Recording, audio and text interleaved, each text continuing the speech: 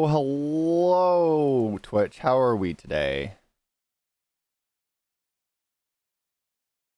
What do you mean, Debexel? I made an announcement about why is like I say something, I'm like, hey guys, it's at 1 p.m. Eastern Standard Time on Saturday, and everyone's just like, wait, you said it was at 1 p.m. on Saturday? That. Oh, that is not appreciated here, man. Save it for my Twitch, not this Twitch. Yeah, I literally got back 2 minutes ago with McDonald's. My religiously obligated McDonald's.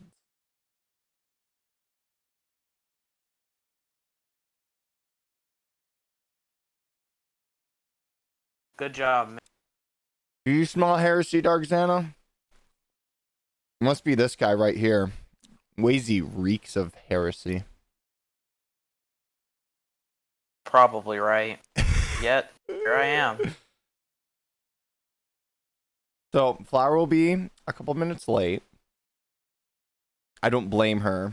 She's working on I think she's probably busy working on a present for someone, so.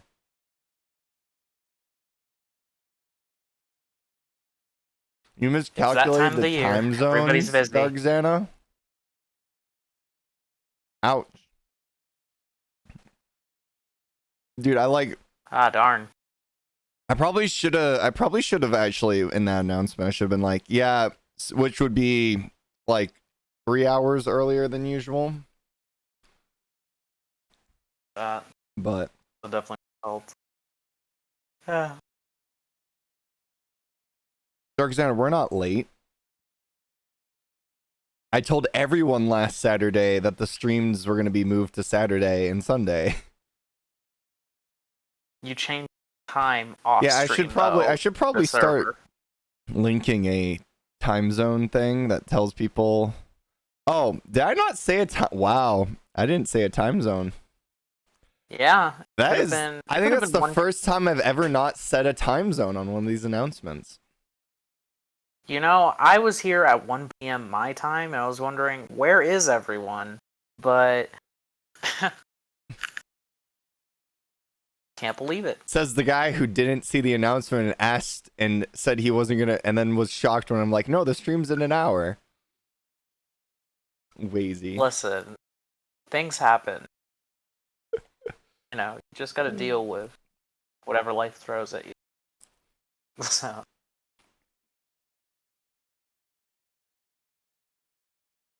Yeah, I definitely should have said 1 p.m. Eastern though.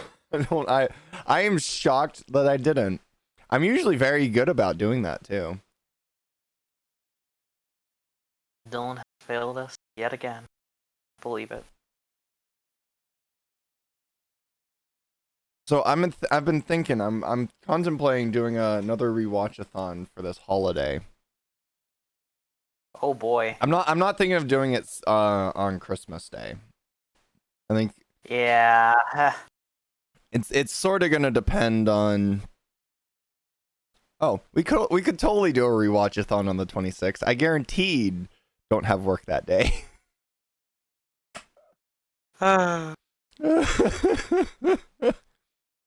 Heck 'Cause, yeah, Boxing Day stream. Cause like, I mean, I don't know if my new job gives me the 24th off and the 25th. It probably gives me the 25th off. If you're at work at a company in America, it gives you Christmas off. you work on a fucking in a America. almost anywhere. You work in a company almost anywhere. You get Christmas off. Middle East probably not. I don't think they Said give you almost. Christmas off. I said almost, but I don't know. Christmas is less Christian, more corporate these days. So it's like everybody gets to sell. So Let's not discuss the religious merits of a holiday. fair enough. Fair enough. But Oh, well, I mean, that won't stop us from saying Happy Hanukkah to all of our Jewish oh yeah, fans. Happy Hanukkah. I hope your candle oil will last you the whole 7 days because you forgot to buy more. It'd be pretty in the spirit of the holiday if it did. That's true. Harmonica. Wrong holiday, Debexel. Harmonica is in the middle of July. And we're in December, last I checked. Are we in December, Wazy? It's December? What? What month did you March. think it was? You thought it was I March? thought it was March. No, March was yesterday, Wazy. Where have I... What happened?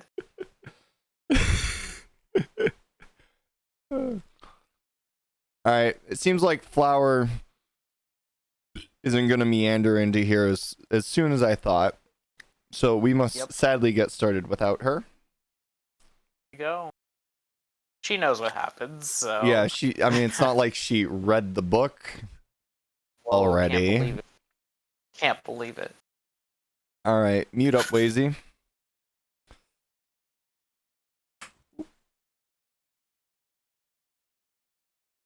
Chapter 11. The Code's Enigma.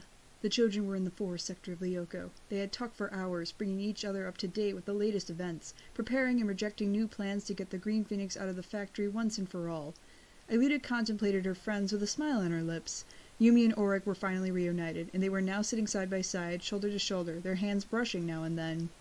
Odd and Eva had also found each other again. They had really only just met each other, as the Eva the boy knew previously had been under Xana's control, but they had immediately began to talk to each other, first in some amusing macaronic English invented by Odd, and then in French. They were now both laughing softly, and Odd was employing his usual repertoire of jokes and quips for seducing girls. All they were missing was Jeremy. Aelita sighed. She would have liked for him to be there with them. How was he doing? What was happening in reality now that Professor Hertz and the others had been captured by the terrorists? Xana, who was serenely contemplating the Lyoko sky, turned towards her. "Do you want to speak to Jeremy?" he asked. Aelita stared at him, surprised. "You can read minds now?" The blonde-haired boy laughed. "Of course not. I can just sense Jeremy's presence. He's working on a computer connected to the factory command post. He's alone at the moment, so if you want, I can establish a safe connection." Aelita enthusiastically accepted and leapt up. "Guys, listen!" she exclaimed. "Xana's about to get us into contact with Jeremy!"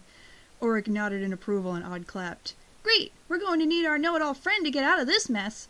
Xana raised his hands up and drew a square. From his fingertips a screen began to take shape, darkening and after several instants showing Jeremy's face. Aelita observed him with concern. The boy was paler than usual, and seemed exhausted. He had enormous dark rings under his eyes.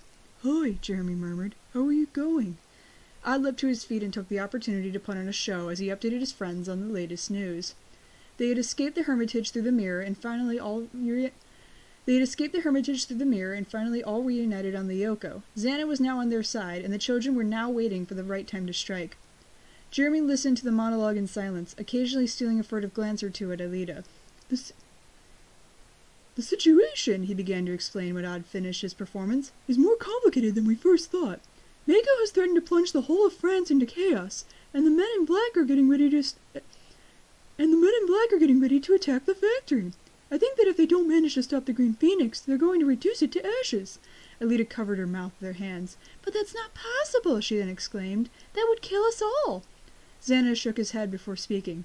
But without me, Mako can't use the Yoko, and I haven't the slightest intention of helping him.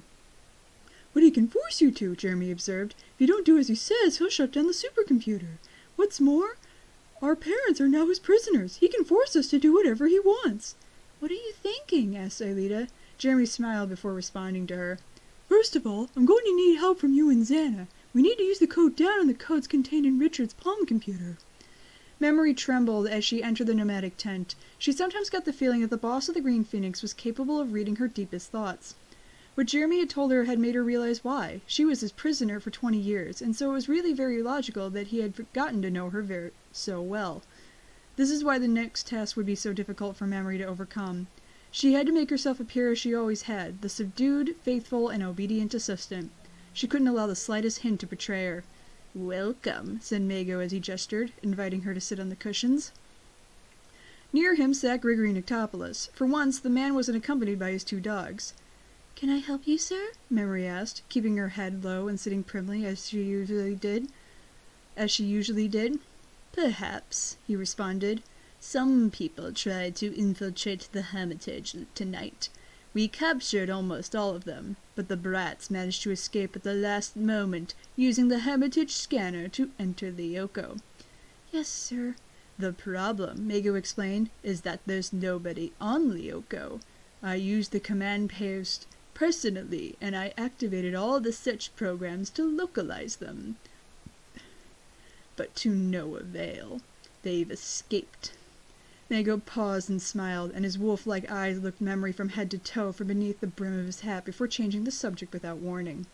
I decided to begin to use the supercomputer to deal a decisive blow. But in order to do this, we need to be on the Yoko. I don't trust Xana. He behaves like he should, and his robots were of huge help to us, but I fear that he's now thinking of playing a dirty trick on us. And what do I? Memory asked him, not understanding. I want you to prepare a device that can be used to utilize the Yoko's powers without needing to enter the virtual world. The fact that this is a difficult project doesn't interest me, nor do the technical miracles you'll have to invent. I want you to build this machine, and I want it now. A soldier had entered the office to bring him something to eat, a slice of moldy bread and a can of disgusting tuna. The man had remained there to observe Jeremy menacingly until he finished eating, before standing behind him to observe the computer monitor. The boy made it look like he was working, blindly opening windows and showing the soldier screens full of incomprehensible symbols. Finally, by chance, the man decided to leave. Jeremy seized the opportunity to immediately re-establish the connection with the Yoko. His friends had moved to a tower in the forest sector and were sitting in a circle on the fluorescent platform shaped like the eye of Xana. When he succeeded in establishing contact, Xana was the first to raise his head. There you are. Yes, I ran into a little hitch. Well, how are you getting along? The blonde teen gave a hint of a bent smile. I ran the text of that code down I memorized from Hertz's dossier through a database in the supercomputer. Now I transmitted the contents of Richard's palm computer to you, Jeremy replied. You can begin. Xana and Alita stood and moved to the center of the tower. They then took flight and flew away from the others, touching down on the suspended platform. Jeremy observed the workspace Xana had prepared, flabbergasted. There was a small desk that seemed to be made of the same smooth, resplendent material as the rest of the tower, and 2 chairs that floated in the air without any kind of support. Around them flew several dozen screens full of data that Xana moved from one side to the other with a simple wave of his hand. The 3 children immediately set to work. Jeremy had often collaborated with Alita, and they were capable of understanding each other on the fly without needing to say a word. But he now felt a little uncomfortable. Alita was his best friend, more than that, in fact, but only a few hours ago he had spoken to her mother, and he hadn't yet said anything about it to the girl. Jeremy had a good reason not to do it. Memory worked for Hannibal Mago, and he hadn't yet decided if he could put his complete trust in the woman. He didn't want to upset Aelita, nor give her false hope of having found the mother she had so long been searching for. And, what's more, there was another thought Jeremy couldn't avoid. It was possible that the factory could be attacked, or that the terrorists could make the first move. Someone could be hurt, and if something happened to Memory... At that moment, Xana's face lit up in an ample smile. Jeremy marveled at the changes he had witnessed in their artificial intelligence. He had told them that he had renounced some of his Lyoko powers, but he had gained many more in exchange. He was less obtuse, and even proved to have great intuition. He knew how to laugh and felt good being around the others. In a way, he acted like a slightly older child, ready to help them with anything. "I think I understand," he exclaimed. "What is it?" Aelita immediately asked. "The code down. As Professor Hertz told us, it's a program capable of destroying the Lyoko. It can erase absolutely every line of programming code and permanently eliminate all of the Lyoko sectors in the first city. It can even kill me." "How does it work?" asked Jeremy. "Hopper included a sort of security lock. Once the program is charged in the system, Aelita just needs to go to one of the towers and activate the software by typing code down on a screen, and that's it." Jeremy reopened one of the data-filled screens that he had already seen before and began to reinterpret them based on Xana's suggestions. It was true. He began to see some sense in this mysterious program. Aelita was its cornerstone, the person who could demolish the Lyoko and permanently reduce it to ashes with a single action. In reality, the subject was much more radical than Xana had suggested. The code down acted on the actual logical components of the supercomputer, altering the circuits and canceling them out one by one. By using it, the entire factory would become a simple building that had withstood the passage of time for far too long. After having activated the code down, the supercomputer would be nothing more than a very expensive heap of scrap. Aelita got to her feet, looked at Jeremy, and then approached Xana. "If this is all true," she exclaimed, "I promise you that I'll never activate the code down. You have my word." Jeremy gave a small, sad smile. He hoped with all his heart that Aelita could really keep this promise. At that moment, the office door opened, and the boy needed to press the escape key several times to interrupt the connection with the Lyoko and close a few windows of code. He lifted his head and found himself looking at Grigory Notopoulos' dark face. "Come with me," said the man sharply. Richard Dupuy was bound and gagged. He found himself locked in a small, windowless room, splayed on the floor and hurting from head to toe. In the room with him was only one other person, one of the men in black, but his face was covered by a hood, and Richard couldn't see if he was lone wolf, ferret, or weasel. Richard was hungry and thirsty. His wetsuit had completely dried, and each movement scratched his skin, making him moan in pain. But his main problem was something else. He needed to go to the bathroom. He was perfectly aware that this was a ridiculous need, but he couldn't help it. The young man arched his sore back backwards and yelped in pure pain. Something had stuck into him, breaking through the soft fabric of his neoprene wetsuit. He began to slither across the floor like a snake. His hands and feet were tied together with small plastic ties that hurt his wrists and ankles. Slowly, he managed to turn to see what had struck into him. It was nothing more than a twisted nail that had come out of an old, dust-colored wall panel. A nail. A sharp nail. Richard smiled. He turned back to the other side, pushing his back against the wall. He managed to get the rusted point between his hands in such a way that he could apply pressure on it against his plastic handcuffs. He began to rub. Grigory Notopoulos led Jeremy to the third underground floor where the supercomputer's operating core was found. Of all the places in the factory, the third floor was the one that had always fascinated Jeremy. The supercomputer was Hopper's grandest invention, the one the professor had dedicated the largest part of his life to, and it was where the heart of the machine was located. The place had now undergone some large changes. Some of the metal planks that made up the flooring had been taken away, and from the gaps sprouted large, colorful cables that connected to several personal computers placed on the floor. Memory was working, crouched down, placing clips on the supercomputer's connectors, studying operational schemas and taking notes. When Grigory arrived, the woman lifted her head. "Thank you," she said mechanically. "You can leave us alone now." "Actually," responded the man with an evil smile, "Mago asked me not to let you out of my sight. Just act like I'm not here. I'll sit here and not bother you at all." Jeremy bit his lip. He had hoped that he would be able to talk to Memory, but Grigory's presence complicated things. The woman explained the situation to him. They needed to find a way to control Lyoko without entering it. "The only way to do something like that," she said with a sigh, "is create a bot controlled by the computer." Jeremy nodded. He had immediately thought of the same thing. A bot was basically a sort of virtual person, like Xana himself, that they'd be capable of controlling at will with a simple joystick. But there was a problem. To be able to do something like that, the boy observed, we'll need detailed plans of the supercomputer. Yes, Memory responded. That's why Mako ordered for all this equipment to be prepared. They're currently extracting the schemas of the circuits. Jeremy sat beside the woman, trying to ignore Gregory's being there, watching them menacingly. Would you happen to have a virtual reality helmet? He asked. Memory smiled and gave him a pair of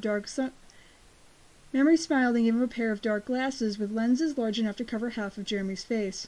They had a pair of earpieces attached to the arms. Here, said the woman. They work using Bluetooth, so all you have to do is put them on, put in the earpieces, and press the button. Jeremy began to hatch a plan. He could use the glasses to connect to the mirror. Once there, he could look for new leads for solving the enigma of Richard's codes.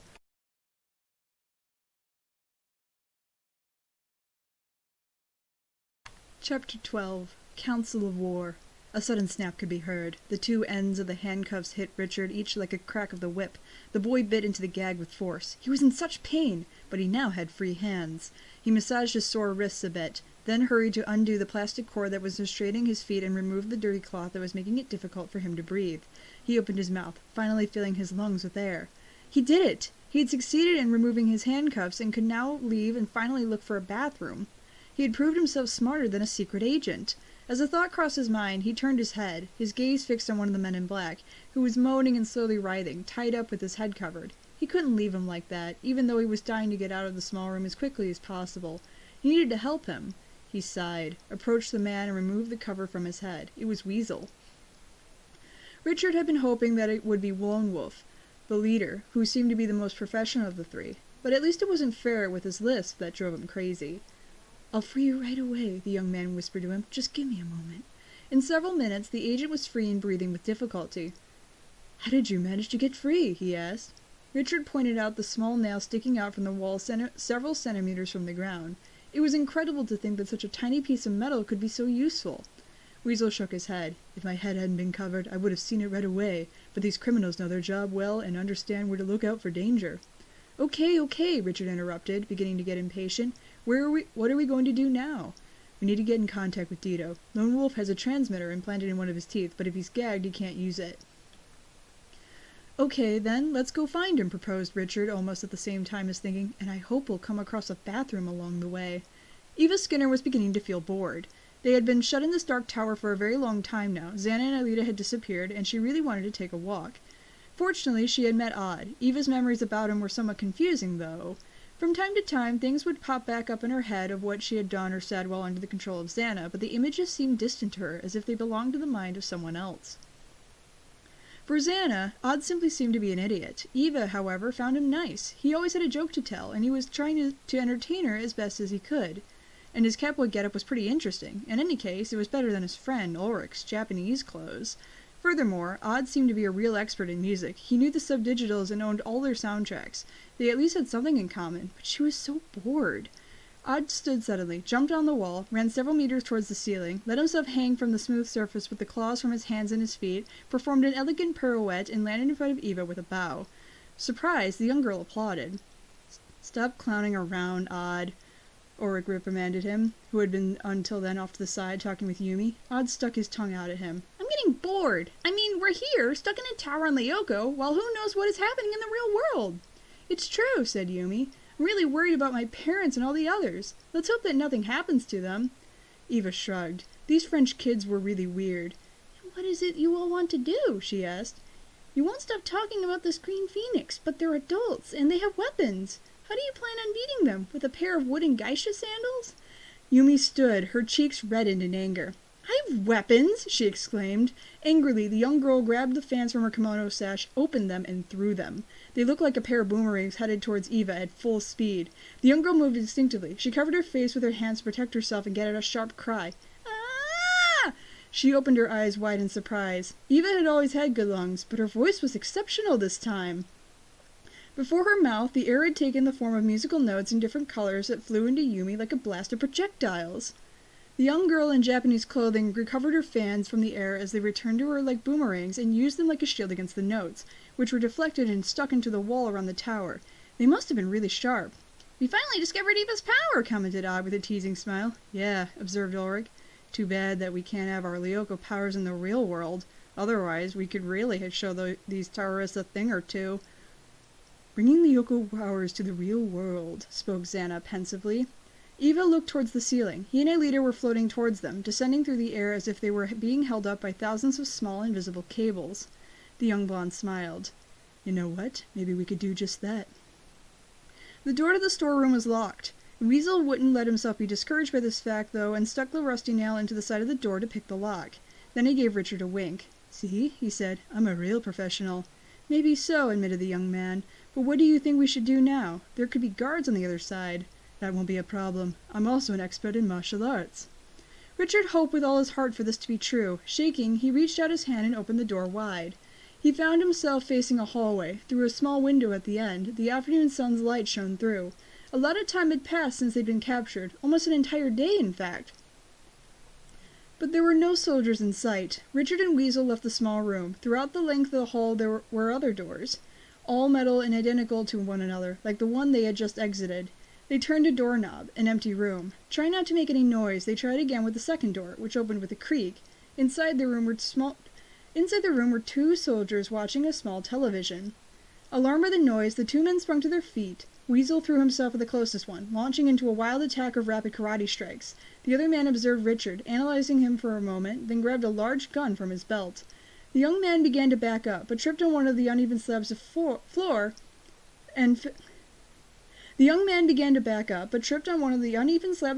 and fell forward, hitting the soldier in the gut with his head. The man grunted and kicked Richard in the stomach, immediately knocking the wind out of him. He rolled on the floor. The soldier was already on top of him, ready to give him another kick but to the face, when the young man heard Weasel's commanding voice. Hands in the air, my friend. Richard turned to see that the man in black had knocked out his opponent and had taken possession of his submachine gun. Weasel gestured towards Richard to get up, then forced the soldier to kneel by his unconscious partner. Good, he exclaimed. Richard, help me tie them up. Oric took out his katana from its sheath and played with it, tossing it from one hand to another, making it spin in the air. On Lyoko, his sword was so sharp that it could cut through anything. It could cut a manta ray in half and even cut Parax into pieces with one slice. Having it with him in the real world would be fantastic, but the young boy doubted that it would be possible. The thing is located in the first city, Xana explained. The castle allows me to give life to anything I want and materialize it in the real world. For example, I could create an entire army of robots. I knew it was you, observed Odd. You put us in one heck of a position by attacking Caddock. Xana lowered his eyes and held his gaze at the ground. I'm really sorry, but at the time my priorities were a bit different. In any case, like I said before, thanks to the castle, I can create an army, then use the towers to send it to the real world. And that will make the creatures appear in the scanners at the factory, Oric completed. Well, yes, precisely. The samurai boy raised his arms up high with enthusiasm. But that's great. Then we really can win against all the tough soldiers of the Green Phoenix. All 5 of you will, Xana said immediately afterwards. I'll be staying here to control my creatures from a distance. But we have another problem. Yumi, who up until now had remained silent, nodded with a taciturn look about her face. Mako could shut down the supercomputer at any moment, she said. Exactly, Alita confirmed. That's why we need to speak to Jeremy. We need to find a way to prevent Mako from using the command post until we finished our attack. But how can we contact him? Xana smiled. At the moment, your friend is connected to the mirror. Opening another portal to that virtual world would be too complicated, but I can try to communicate with him. And Jeremy will find a way to get us out of here, Odd approved. Perfect. Let's call him right away. It's time we have a council of war. Thanks to his virtual reality glasses, Jeremy could observe the mirror from the outside as if it were a film on television. And he was watching a really interesting scene now. It was the 3rd of June, 1994, and Professor Hopper was in the attic of the Hermitage. He seemed nervous, pacing forward and back while mumbling to himself something about the code down. I need space on my disk to register the backup. Too much space, darn it! Where am I going to find such a powerful memory system? It would need to be able to conserve my data for a very long time. Several minutes later, Alita entered the room. Jeremy's heart sank upon seeing her. What he was seeing in front of his eyes was a recording from 10 years ago, but Alita was still exactly identical. At that moment, Jeremy decided that he needed to find a way to describe her to her mother. Anthea hadn't yet recovered all her memories, but the boy had noticed a strange happiness about her. And the tears. Can I help you with anything? Lita said to her father in the mirror. Perhaps you can, the professor replied. but I don't know if it's a good idea. I mean, I don't know what kind of effect it will have on you. These words activated something in Jeremy's head, and his brain began to work at full speed, like a finger following a complex treasure map. The code down, Hopper, who needed an unbelievable amount of space to save a backup copy and didn't know what effect it would have on Alita. The incomprehensible codes of Richard's Palm computer, an activation program, and something else. Jeremy smiled. Professor Hopper was a genius. Several moments later, before Jeremy's surprised eyes, appeared the face of a boy with blonde hair. Xana winked at him. I've detected that you can't speak to me, he said, but as long as you can hear me, that'll be enough. Your friends and I have decided that. Jeremy listened carefully to Xana's idea. It could work well. All that was necessary was to work at a time and act all at once. They really had a chance at taking down the Green Phoenix. And so, Jeremy left his hunch to the side in a corner of his memory for now.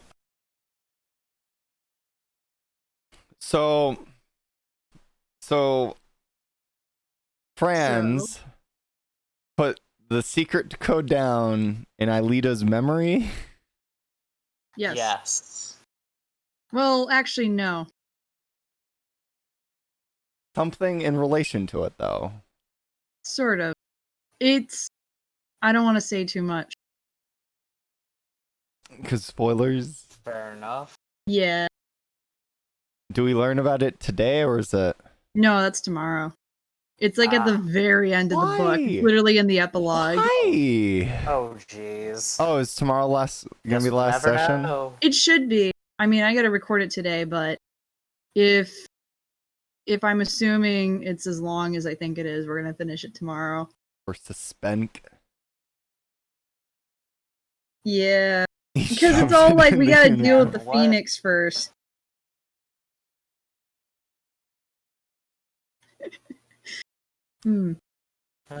I don't know. It happened at the the pool? pool.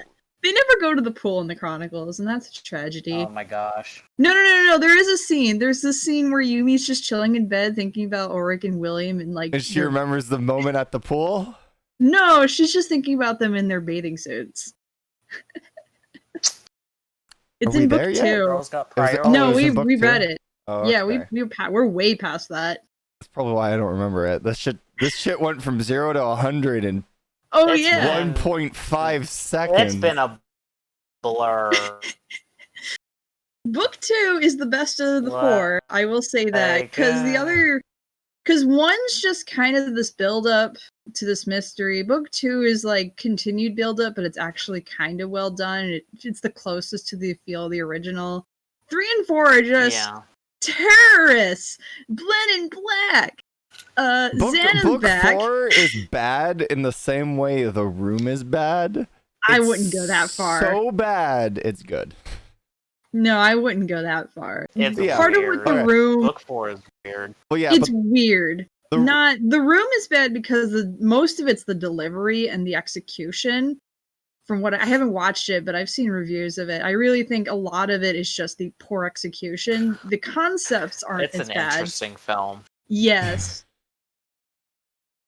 no, I'm Have saying you ever I'm gotten saying, I'm mood? saying one's capacity to enjoy Chronicles book 4 is similar to anyone's capacity to enjoy The Room. So bad it's I mean, good. some people might actually enjoy this direction. I mean, I Yes. don't know why, but I mean, it's the kind of people that want Xana to actually like get out of the supercomputer and take over the world. And then, but that would change the nature of the show. You could, That would, yeah. but if you want Europod, I did once read a fanfic. It was about this Susanna created essentially a daughter, quote unquote, like a program that was basically his daughter. And then when they defeated Xana, she escaped. And then she basically became the new Xana and actually took over the world and had monsters, and she was ravaging the streets, and the warriors were on the Would run. this be Code Revenge? I think it is Code Revenge. Yeah, one of the people of this project wrote that, but Wait. Really? yeah. Who's Wait. Yeah, that? that's what I thought. Who? Hold on. I don't know if they'd want me to disclose that. Can you That's send fine. it? Send it in somebody- voice chat at least. Yeah. All right. Sorry, Cam, you're banned. Charlie Darn. the Unicorn crossover. Like, I small world. I just timed Cam out for 10 minutes. Rude. Thank you. Thank you, Flower. Rude. I'm like, wow, that's a. But yeah, it was just like small world. Brilliant. Is he still? No, that fic was actually genuinely good because I think it splits at one point where the author's like, Yeah, I it had does, two yeah, versions too. of this story. Here's the one where she because she tries to revive her father first, and like there's one where she succeeds, and then she's just And kind of the kicked other- off to go after this other person in the woods somewhere, and then the other ones where she does it and she becomes the new Xana. There's this whole apocalypse route, and I thought that's genuinely interesting. I don't think I could ever see the show doing something like that, but this there's definitely enough. not. There's enough build up. This is just like, I think if you work your way towards it, you could have some that work. But this Chronicles just kind of goes a little too fast. Yeah. It hits you too fast. It's just like, yeah. Oh, okay. Okay, that makes sense. Yeah, that feels like something she'd do. But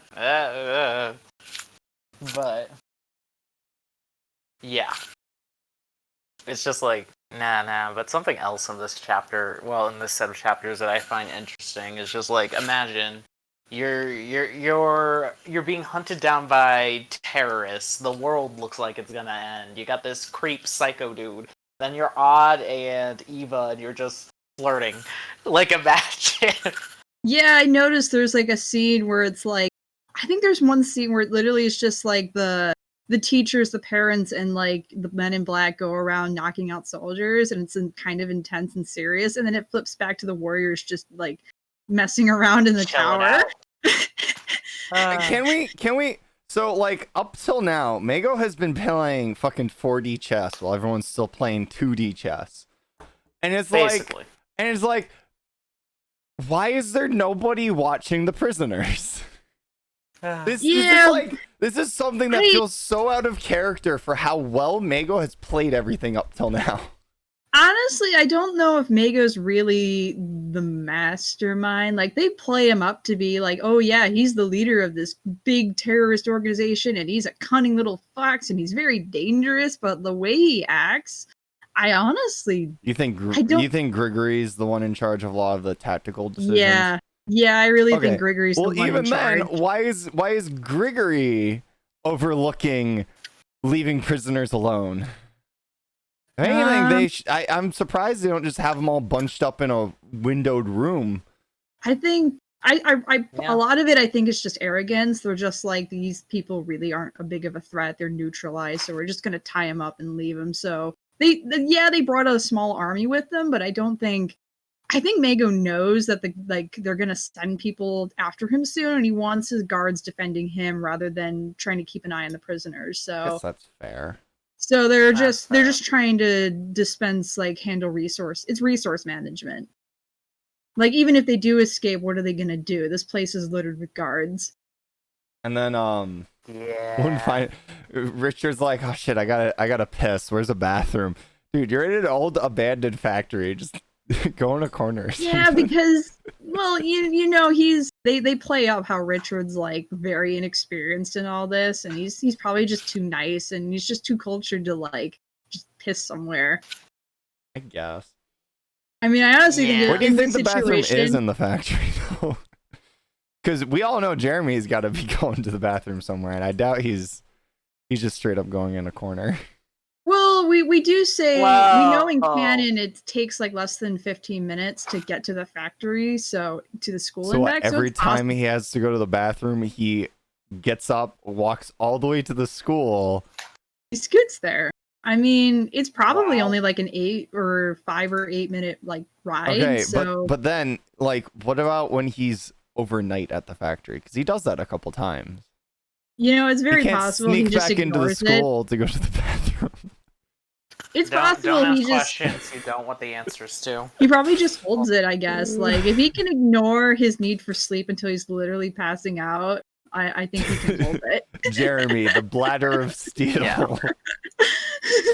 Or like Wazy said, don't ask questions you don't want the answer to.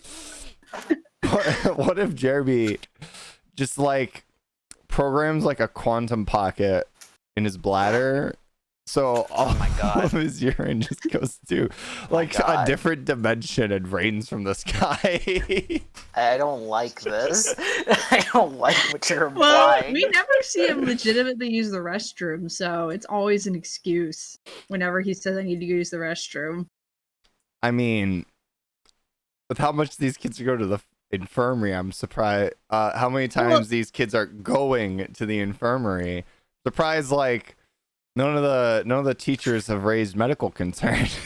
Well, remember, a lot of the time they use it in RTTP, so a lot of those excuses technically never happen. So True. What about later seasons though? When later they're not doing it as seasons, much? later seasons they don't use the infirmary excuse as much. I don't think. They seem to really get lucky though, because it doesn't really happen when they're in class in later seasons. It's because Dan. it's the way the later seasons are structured. They're more focused on the Lyoko problem than they are on the school side. I actually think third hit a balance okay, where like school was interfering with Lyoko and there was conflict, but then season 4 just kind of drops that, and it's not really an issue for them to get out of class to like go and deal with I mean, there's some episodes. There's like the lake where Yumi's like, I'm supposed to be in a test right now, not trying to deal with William in this tower. Hot shower. Hot shower was fun, but Yeah. I mean, she could have just ditched. Like she almost ditches. No. In hot shower, she has to go to the roof. Remember? Well, Yeah. no. Originally, Well, she's like, before that, Jeremy's like, "Hey, come here. We have a mission." She's like, "Oh, thank God, thank you, Santa." And she goes, and she's like, "Oh, there's a Yeah. hot shower. I need to get everyone out of here, so no one dies." And then so she stays behind to try and save her brother mainly, and everyone else. And then she has to go to the roof. There's a lot of times where they just kind of put things in improper priorities, which is fine. They're kids, they're teenagers, so they don't entirely realize the gravity sometimes. But like every time where they're like, oh shit, I need to stay here to protect people, it's like, no, if you go to Lyoko, you can deactivate the tower faster. But yeah. Well, I mean, it's really just in that case, it's really just a backup in case you fail. That way, people aren't dying because of your mistake. yeah. That's really what that is. I mean, I think they sort of prove an inevitability in a lot of these cases with seeing is believing. Like, yeah, you can try and save people's lives, but if Xana succeeds, they're probably gonna die anyways. Well, remember that in that episode, it was like he was affecting a big area. Like, you can't evacuate a city. Even if you could convince some government official to actually put out an order and say, hey, we really do need to evacuate the city, like, it's not easy to do. Versus, like, Xana just targeting the school, that's a lot easier. Or, you know, in Satellite, where Yumi tries to get an entire rally to just leave the school. Nick said No it best. more Warriors, phones, I don't no feel more like school. going to class right now. Xana, I got you, homies. I actually used to really dislike Satellite because I thought the whole teachers hating cell phones thing was stupid. Like, I get it that they don't get cell phones, but this is ridiculous. And now, later on, I've actually learned to appreciate it a little more. It's still an awkward season 1 episode, but... Yeah, not... Season 1 has some of the best standalone episodes in the show, and I truly mean that. Yes. But not everyone is a winner. Oh, so... yeah. I feel like,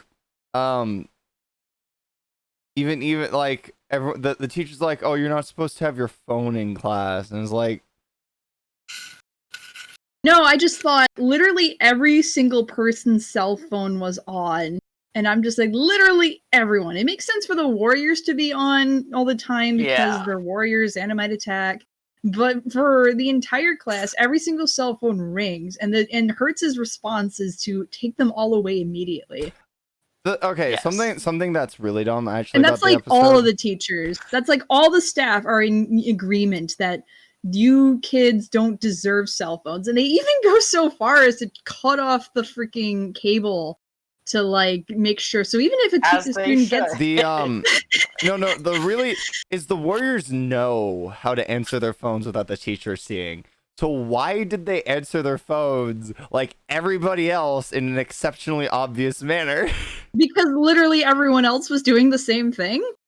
Yeah. I honestly, yeah, I get it. A kid shouldn't be using a cell phone in Also- class, but when something like that happens, if I was a teacher and I'm in my entire class, every single cell phone rang at the same time, I'd be like, "Whoa, what was that?"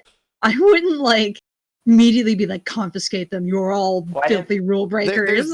There's also one is like Why, wait. Yeah. we see Ulrich and Eilita both use their phone during a test, and Mrs. Hertz Yes. doesn't notice. Yes. One time, for an English class, a teacher, the assignment was you have to write like a college rejection letter.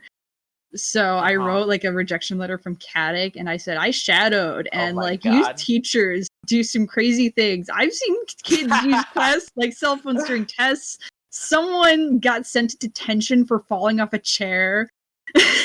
You only have pen shots a lot as like your main sporting thing, and I'm just like, what even, like, what Ignoring other? that About soccer soccer. episode? Yeah. I mean, Also, they they have soccer have too, but- gymnastics. What it seems like, and swimming. I swear they've talked about a basketball team once, but I swear. But My favorite tidbit is like Yumi straight up just has her phone in her hand when taking tests and during certain classes. Like, so the moment she gets that text, she can just be like, "Can I go to the infirmary?"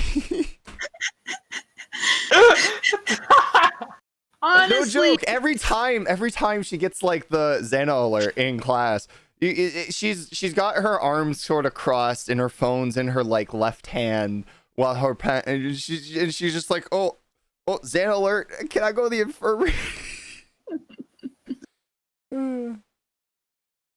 what was it? What was I gonna say? Oh yeah, CL wouldn't work if the teachers were more competent. I'll Yeah, say that. but- I've seen people argue. I saw a Miraculous fanfic that argued like, where are the competent adults? And I'm just like, this is a kid show.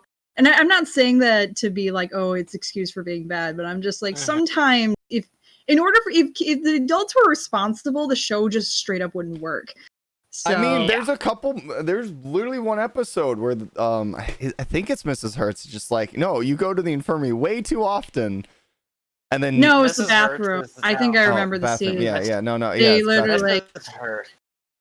Sorry, go ahead. yeah, okay, yeah, it was bathroom. And she's like, you guys go way too often. You can hold it till after class. No, she's like, you should have gone before class. Oh, that's what it is. Yeah. That's what she said. Because you three do this all the time. You should have gone And then you before never come class. back. That's really the issue. Yep. It's Mrs. possible. Hertz is the only brain cell in the Caddick stat. I mean, I think the faculty. reality of it is whenever they get chased into the woods and then they go down the manhole and the fucking people chase them, run up on the manhole, like, where did they go? Evolution style. Yeah, they climb up and Where'd top. they of go? you, You're just like, where'd they go? Where'd they go? Where'd they go? I mean, it like you could the argument for evolution could be like, oh, the just some really heavy torrential rainfall for a couple weeks eroded all the dirt around it. But even then, it's like, where would it have eroded the dirt to? It's not on top of a particularly steep hill. It's just a separate cannon. Like, that's it. All right, we should get on with chapter 13. Yep. Yeah, we should.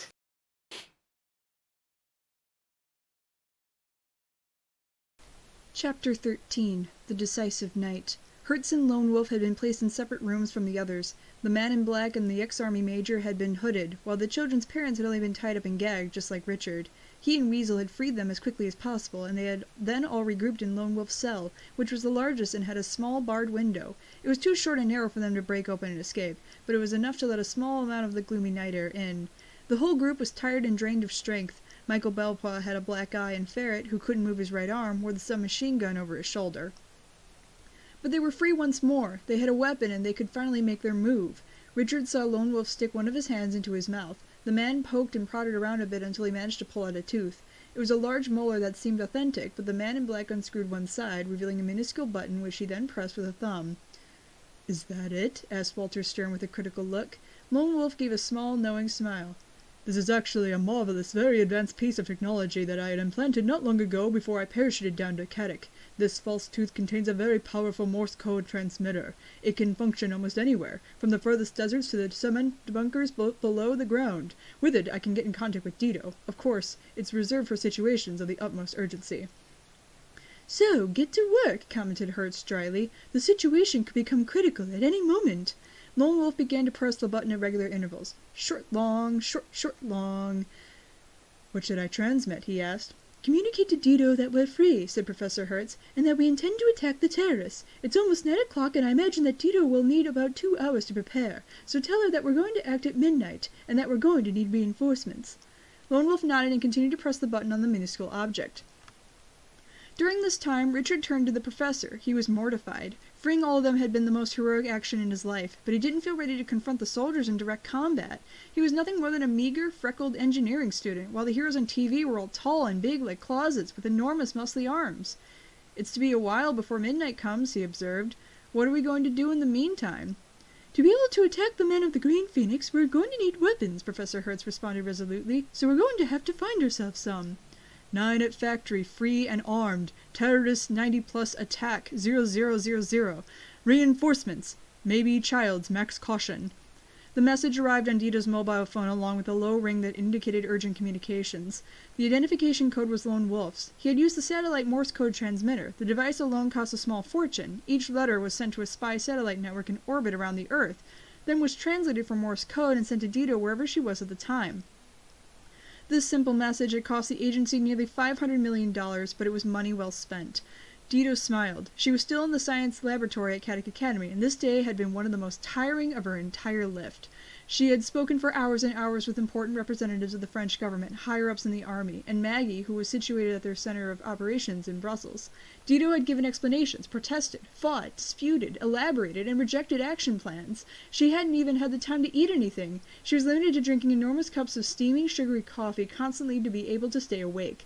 The boss of the Men in Black began to hammer her computer keyboard impetuously until Maggie's face appeared on her screen. Her secretary seemed calm and reposed, as if she hadn't flown here from Washington less than 24 hours earlier to resolve a problem that threatened to destroy the world. "Madam," she said. Dido activated all the anti-listening devices she had installed on the computer when she arrived and signaled for Maggie to do the same. For an instant, the woman felt her hands tremble. As highly sophisticated as her programs were, from within the Yoko, Hannibal Mako could decrypt them effortlessly. If the boss of the Green Phoenix had already obtained full control over the supercomputer, Dido's task was doomed to failure. "There will be an attack on the factory," she explained to her assistant. "I'll send you the time on your mobile phone, just in case." "Of course, madam. I want you to immediately organize a combat-ready team of men. It's a level Delta Red mission. Maximum priority." "Of course, madam." Dido sighed. Now came the most difficult part. "The Black Raven mission is not postponed," she murmured, "but it needs to be ready to intervene at X hour and 30 minutes. If the infantry's attack fails—" On the screen, Maggie's face didn't even flinch. Dido cut the connection. Black Raven was the name of the Men in Black's fighter bomber, which carried a large load of bombs and missiles under its wings that were capable of pulverizing the entire island on which the old factory sat. The maximum she had managed to obtain, after all the hours of negotiation with the higher-ups in the French government and army, was that the destruction of the supercomputer would not be carried out before midnight. In other words, there was a very small time frame in which to have her men carry out the attack on the factory, neutralize the terrorists, and contact the pilot to abort the attack. Tonight, everyone's lives would be hanging by a thread. The children had transformed the Lyoko Tower into a training camp. Xana had created some manta rays that were whizzing about in the air, firing dazzling blue lasers. Orc attacked the monsters with his katana. Odd ran on the walls and shot at the manta rays using his laser arrows, which fired out of his gloves. Yumi threw her fans, sharp as daggers. Aelita and Eva, however, were practicing some distance from the others. Aelita stopped for a moment and asked Eva to suspend their exercises. All the shouting and screaming was hurting her ears, and she also wanted to talk to Xana. The boy was seated cross-legged on the tower floor and kept his eyes riveted towards the ceiling, as if he was concentrating on a very difficult problem. Aelita approached him and placed a hand on his shoulder. "Is everything all right?" she asked him, slight worry in her tone of voice. Xana interrupted the sentence he had started, and his eyes met Aelita's. For a moment, the girl saw them change color, going from red to dark blue, then purple. "I'm not really human," he exclaimed. "I mean, I feel different than before. I'm feeling emotions, and I know that we're all friends, but I'm still a creature of the Yoko, you see?" He gestured to everything around them. "I created the manta rays. I used the towers to connect me to the real world, and I still have lots of powers. I can't enter other people's minds, but I can still change the color of my hair and eyes." Aelita smiled. "You don't have a physical body, and that's what lets you use your powers. But it's not a body that makes a person human, but how they think and behave. That's why I don't care if you can intercept telephone calls anywhere in the world, or create manta rays or other things like that. To me, you're as human as I am, or Jeremy, or Ulrich, or..." The young man sighed. "Speaking of intercepting calls, I think I've just discovered something important." Xana stood up and pointed his hands towards the ceiling. The manta rays disappeared into small puffs of smoke. Odd, who had managed to get on the back of one of them and was hanging on to the horns on its mouth like a cowboy at a rodeo, fell to the floor, where he landed in a somersault. Xana drew a square in the air, and inside it appeared digital numbers. 02, 30, 59. An instant later, the 59 became a 58, then 57. It was a countdown. Aelita looked at the boy, slightly perplexed, and he began to explain. "For the last half hour, I managed to listen in on some very interesting communications. The first came from the factory, a satellite transmission in very advanced Morse code. It said that the others have managed to free themselves and get some weapons. They intend to attack the terrorists at midnight and have solicited Dito's help." "Wow!" exclaimed Odd, impressed. "Yeah," Ulrich immediately added. "Now I understand why everyone's so interested in Lyoko and the supercomputer. If it's used in the right way, its power to control everything really gets everyone on edge." Xana nodded. "And that's not all," he added. "What's more, I listened to Dito's response. The men in black are ready to attack the factory, also at midnight, in order to accompany the attack from inside with one from outside." "And we'll be there too," commented Yumi with a smile. "We can coordinate our assault with theirs, materialize ourselves with our powers, and deliver the coup de grace to the Green Phoenix." "Yes, but there's also something else," Xana exclaimed. "Dito spoke of an operation called Black Raven. It's our plan B in case the attack on the factory fails, but I couldn't find even a hint of any information on Black Raven. They must have organized the mission using non-electronic communications, or something like that." "Black Raven doesn't sound very friendly," Odd mumbled. "It could be what Jeremy was telling us about before. The men in black are equipped to destroy the factory to get rid of the terrorists once and for all. We'll need to keep our eyes wide open and..." Aelita approached Xana and winked at him. "Let's do this one step at a time," she said. "Our current priority is to warn Jeremy about when the attack will be. He'll need to find a way to get Hannibal Mago's remote control before midnight tonight." Jeremy had never been in the factory's machinery room. It was a gigantic room, so long it was hard to see where it ended. There were enormous machines all over the place, turned off and covered in dust, rusty metal turbines, pipes, valves, cranks, compressors, and immense electrical quadrants with all the interrupters lowered. The Green Phoenix soldiers had transformed this place into a cafeteria, lining up lots of small tables of different shape and color along the central corridor of the room.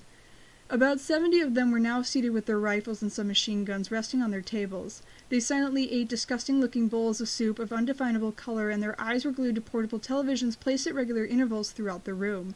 Jeremy entered, accompanied by Memory and Grigory Nictopoulos, who hadn't let them out of his sight since midday.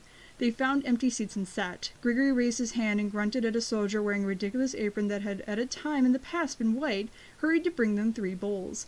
Although the soup didn't look appealing, its taste would undoubtedly be even worse. To Jeremy it seemed to be a mixture of canned meat, spinach, and dirty socks. But he forced it down. He would need his strength to remain on the ball and help his friends. To avoid thinking about the horrible soup, the child began to watch the television. It was the evening news broadcast. On the lowest part of the screen, headlines from different stories scrolled past, and on the right the time was superimposed over the top, showing that it was shortly after 10 o'clock. The information was the same as always: a war in a far-off country, politicians battling over incomprehensible agendas, and the results of soccer matches. Not a single reference to the terrorists, the men in black, or the old factory. Jeremy smiled. Dito was a true professional. She had managed to keep this whole affair under wraps. Suddenly, all the televisions changed channel without anyone having touched the controls.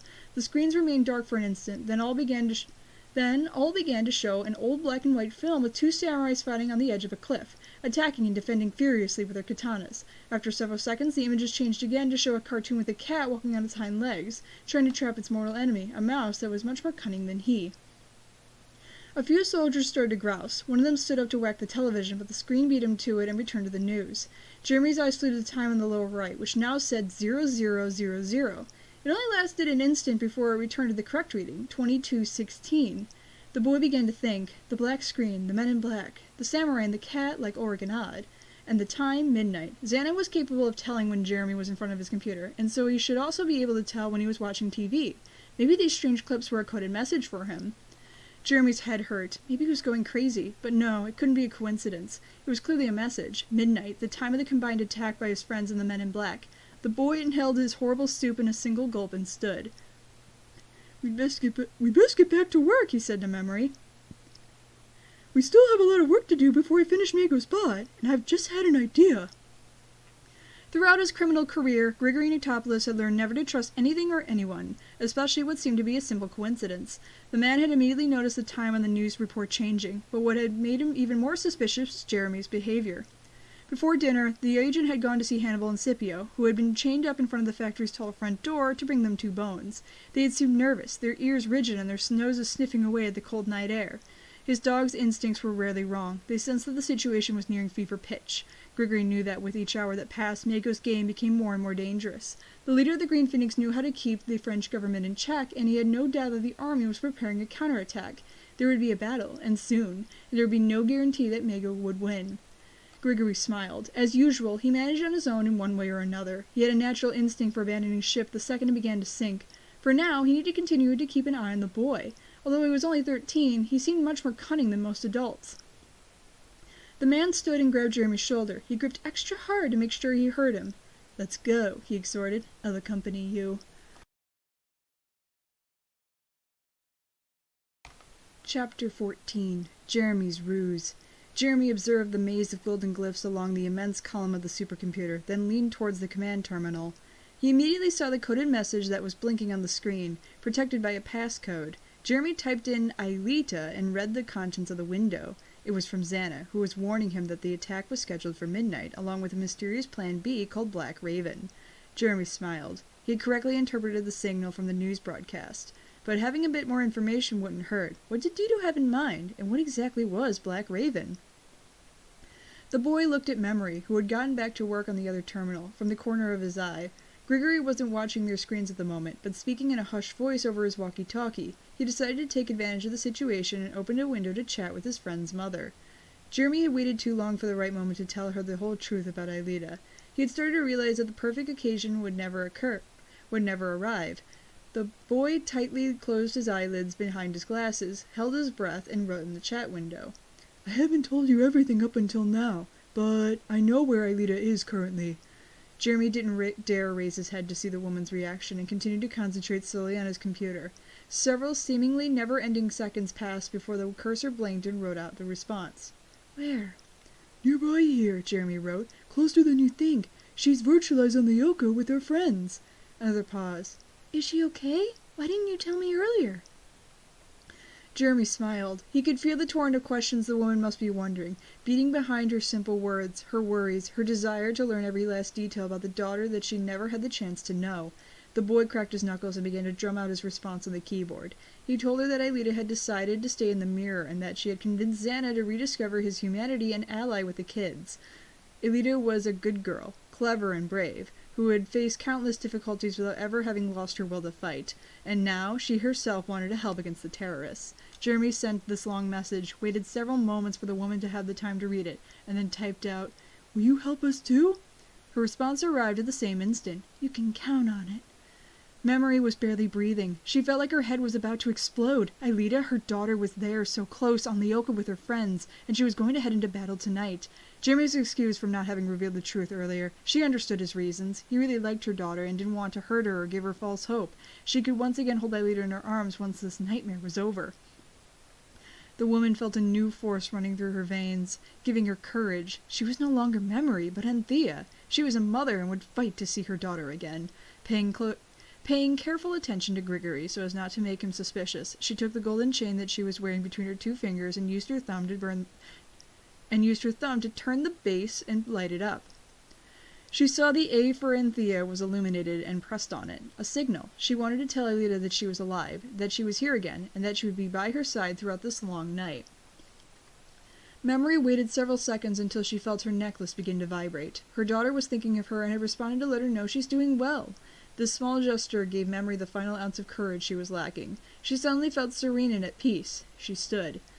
"Jeremy," she said, "we did it. The program is ready. We have a robot capable of moving in Leoka without needing someone to enter the virtual world."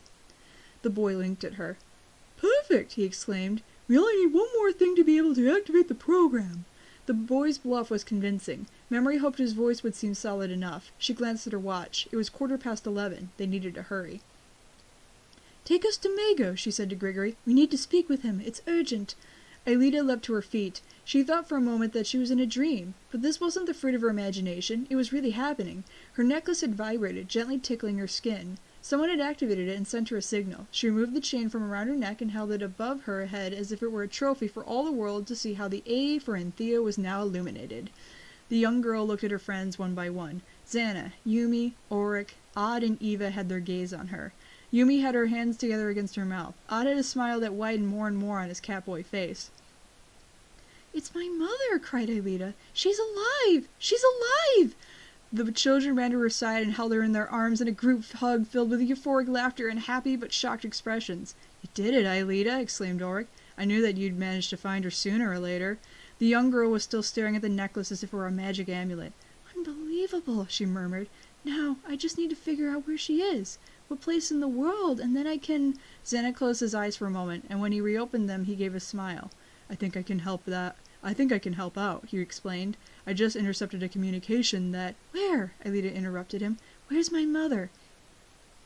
"She's currently chatting with Jeremy. Your mom is at the factory, and she's going to help us. Now, she and Jeremy will ask Mago to accompany them. Then they'll try to take the box that can shut down the supercomputer."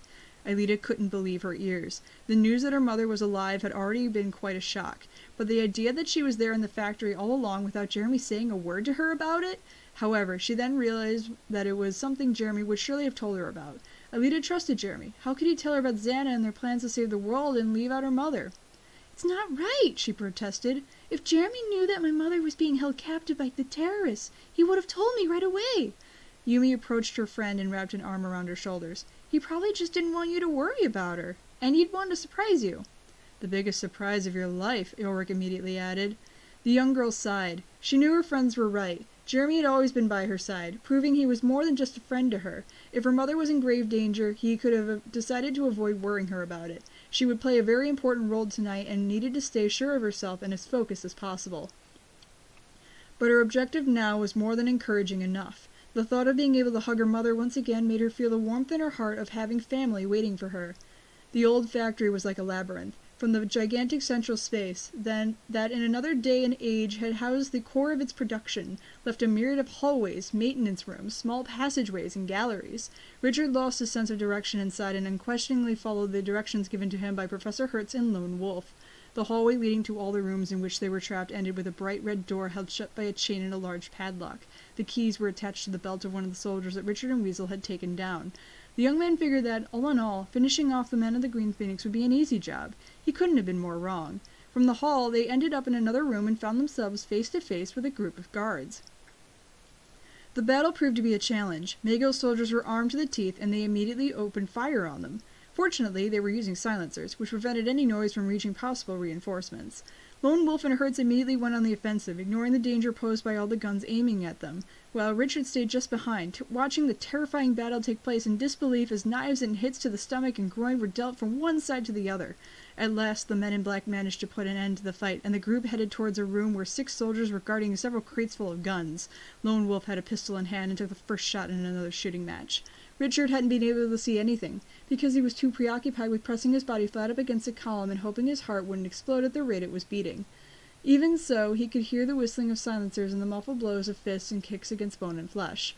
Once the young man mustered up the courage to leave his hiding spot, he realized that the enemies were already on the ground with their hands tied up. Lone Wolf and Hertz handed out guns to everyone in the group. "There's 16 minutes left until the attack," said Walter Stern, while looking at his watch. "We'll make it," declared Weasel. Richard squatted in front of the door at the end of the hall to examine the lock. He motioned to the others to remain quiet. "We can't go through here," he whispered. The young man stood to let Lone Wolf personally examine it. On the other side of the door was a long row of tables with soldiers resting, playing cards, and watching television. They must have been at least 30 men. "You're right," nodded Dito's agent. "They would neutralize us without breaking a sweat." The small group stopped to think for a moment, until Richard pointed out the vent near the ground. It was wide enough for an adult to crawl through. "But the diving suits will prevent us from getting through," he explained. Hertz looked over at the Green Phoenix soldiers against the wall with their mouths taped shut. "It's time for a change of clothes," the professor noted. Hannibal Mago's nomadic tent smelled of sandalwood and cinnamon. The leader of the Green Phoenix was stretched out on a pile of cushions in a lazy fashion, and he reminded Jeremy of a vizier listening to a report from his servants. The boy took a deep breath to calm his nerves before beginning to speak. "Sir, we did what you asked. We built a virtual bot, or rather a robot capable of entering Lyoko and controlling its towers. I don't mean to brag, but I think our artificial intelligence may even be more sophisticated than Xana." Mago raised an eyebrow to the brim of his hat. "You sure didn't take much time creating such a prodigy." Memory hurried to give Jeremy some help. "That's because we were able to obtain a large portion of code from Xana himself. The important thing is that the program is almost ready to be put into action." "Almost?" asked Mago suspiciously. "To activate our robot," Jeremy began again, feigning the tone of someone deeply deranged, "it's necessary to interact with the interface at the hardware level of the physical retroalimentation codes of the supercomputer, creating a conduit due to a logic process that—" The boy continued to mix and match as many of the most esoteric computer science terms that he knew, creating a nonsensical rambling with the unique objective to distract and confound Mago, and when he realized that the terrorist was beginning to get impatient, he decided to shoot straight for the goal. "Ultimately, we will need to have your box, the one that can be used to shut down the supercomputer from a distance." Mago burst into a gruff laughter. "You can forget about that," he exclaimed. "Do you think I was born yesterday? This box is the only thing letting me keep Xana in check, and I don't have the slightest intention of it leaving my side. If you really need it, build another one like it." "We don't have the necessary pieces," said Memory. "Nor the time," continued Jeremy, who had been expecting such an objection and had even constructed an elaborate plan to persuade him anyway. "Think carefully," the boy insisted. Once we have activated the bot, you'll no longer need Xana. You'll be the one who decides what to do with Lyoko in the first city. If you want, you could even build an army capable of destroying Xana forever. You could obtain a power more absolute than has ever been seen on the face of the earth." Mago closed his eyes. He seemed to be intensely reflecting on his options. "I could use it to get rid of Xana." Jeremy nodded convincingly. "Exactly, sir. Without Xana, there's no need for the box to shut down the supercomputer. Moreover, if, in the meantime, someone else gets the box, it would become a very powerful weapon." A shadowy look entered the eyes of the man. "And I will have absolute power?" "You will be capable of intercepting the entire world's communications, the most secret and the most encrypted included. You can send the robots created by the castle to anywhere there's a scanner. You can cut off power lines, disrupt any device from a distance." Mago smiled. His golden teeth glistened for a moment in the light at the center of the tent. "Then so be it," he decreed. "You've convinced me, kid. As I've always said, to win a lot, you have to risk a lot. But on 2 conditions. The first is that I'm going with you. I'll be the one who personally places the box into your little machine. The second is that 10 seconds after having given up the command box, I want to see my robot up and running, ready to conquer the world. If not, Gregory will make you deeply regret your imprudence." Jeremy nodded. It was 12 minutes to midnight. The kids were sitting down, pressed up against each other in a large transparent sphere flying through the sky at an insane speed, like a bubble caught in a whirlwind. Outside of its curved walls, the landscape of Lyoko passed by in a blur. First, the leafy trees in the gigantic forest, then to the symmetrical and unnatural constructions of the 5th sector between high walls that melted into the sky in immeasurable dark canyons. They approached the core of Lyoko, and from there, the sphere shot upwards at a high speed until opening up at the bridge that led to the first city. The children remained silent, absorbed in their thoughts, and the atmosphere was full of tension. They needed to prepare for battle. Xana held his hands out in front of him to drive the sphere of energy throughout the maze that led them to their goal. His blonde hair flowed gently in an invisible breeze. "Guys," he called. All his companions turned their gazes toward him. Alita smiled. It was so wonderful to see him like this, so proud and sure of himself, human. The young girl felt that this was partly thanks to her. Now I'll explain the battle strategy to you. Odd was about to interrupt him with a joke, but Eva hushed him by placing a finger on his lips. Even she could tell the importance of the moment. We'll arrive shortly at the first city. It's a very powerful weapon of the virtual world, and I'll try to use it to help us in our battle against the Green Phoenix. But there are some things you need to know first. When he invented the castle, Professor Hopper didn't want anyone to use it for bad purposes. However, even though he was a pacifist and believed in his ideals, he wasn't naive. He knew that at some point in time there could be some sort of crisis like the one over the past few days. For this reason, when I was still in the initial phase of being programmed, he introduced certain opcodes to me, security operation codes, and these are the codes that allowed me to create the robot soldiers that attacked Caddick. "I imagine you're quite proud of yourself," commented Odd. "We had a real heck of a time destroying those things, you know." "These are also the codes," continued Xana, ignoring him, "that I'm going to use today to transform you into the Army of Nothing, the virtual squadron of the Yoko." "The Army of Nothing?" asked Aelita. "That's the name that your father chose for the Yoko warriors when fighting in the real world. In fact, when you return tonight to the real world through the scanners in the factory, you won't really be there. Your physical bodies will remain safe and sound in the supercomputer. What will come out from the scanners will only be a virtual projection based on you." Aelita observed her friends. The others didn't understand it either, and even she was having trouble following along with Xana's words. "You'll practically be in the real world with all your powers from the Yoko and the strength of the castle on your side," the young man with blonde hair explained. "But you won't really be there. If Mago's soldiers hurt you, you lose your life points just like in your battles on the Yoko." Ulrich raised his hand as if he were in class. "And what would happen to us if we lost all our life points?" he asked while Xana gave him a nod, acknowledging him. "You'll reappear in the factory scanners, but you will be in your normal bodies. This is why I'm warning you. From that point on, were that to happen to you, you'd be without protection, and that could be very dangerous." Mago, Grigory, Memory, and Jeremy took the lift. They were accompanied by two soldiers with enormous hunting knives at their belts, each gripping a pistol with a silencer.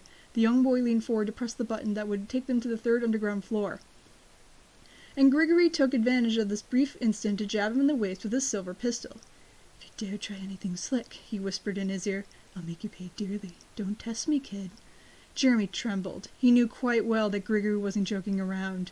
But he could no longer back out. It was 11 hours and 51 minutes. In just a short amount of time, his friends would leave the Yoko to attack the Green Phoenix. In a sense, their lives were depending on him and that he would find the courage needed when the time came. Jeremy felt failure wasn't an option. The door to the lift opened in front of the large cylinder of the supercomputer. The light from the walls reflected onto the golden symbols on the powered-on machine, and at his feet were Memory's computers, aligned on the ground and connected to the cables that disappeared under the metal plates of the floor. Jeremy had prepared the space for Mago's box. He had fitted it between two electrical poles that would cause it to short-circuit instantly, rendering it unusable. All he had to do was ignore Grigory's pistol and the sinister faces of the soldiers and convince their boss. It was his final effort. "Good, we're here," exclaimed the leader of the Green Phoenix. "So, when the robot's activated, where do I control it from?" From the first underground floor," Jeremy explained to him. "We'll need to take the lift back up." "Out of the question," said Mago, lowering his head.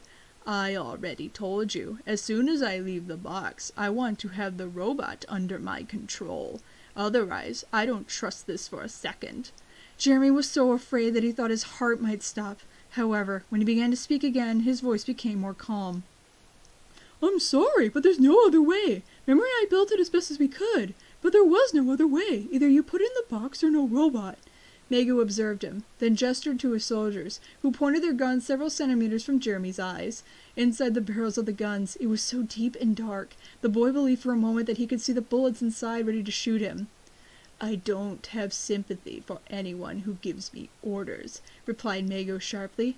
"I'm not giving you an order," the boy replied. "You're the one who ordered us to build the bot, and we did. All that's left is your collaboration." Jeremy managed to get a glance at Mago's watch from the corner of his eye. It was 11 hours and 56 minutes. He needed to hurry. Fortunately, Grigory Notopoulos gave him a hand. "Sir," he said calmly, "you can leave me the box. That way you can go to the command post on the first floor, and I can keep an eye on the kid." That seemed to be a good idea to Mago, and he accepted, a little reluctantly. The head of the Green Phoenix handed over his precious box to Grigory. Then he made a U-turn and headed into the lift with his two soldiers. The door shut behind them, and Jeremy heard the motor rung, bringing Mago up to the first floor. The only ones now remaining in the room were Grigory Notopoulos, Memory, and himself. Mago's agent took the box between two fingers. "And now," he said with a menacing smile, "let's make some things clear. I don't buy your little game. Why do you want this thing? And why did you stop to look at the time? Jeremy opened his eyes wide, and Gregory burst into laughter. I also deciphered the message hidden in the news broadcast. Something is going to happen around midnight, right? Or rather, you hope that something will. However, I personally intend to shut down the supercomputer right now. And with the same menacing smile on his face, Gregory Nictopoulos pressed the button on the box.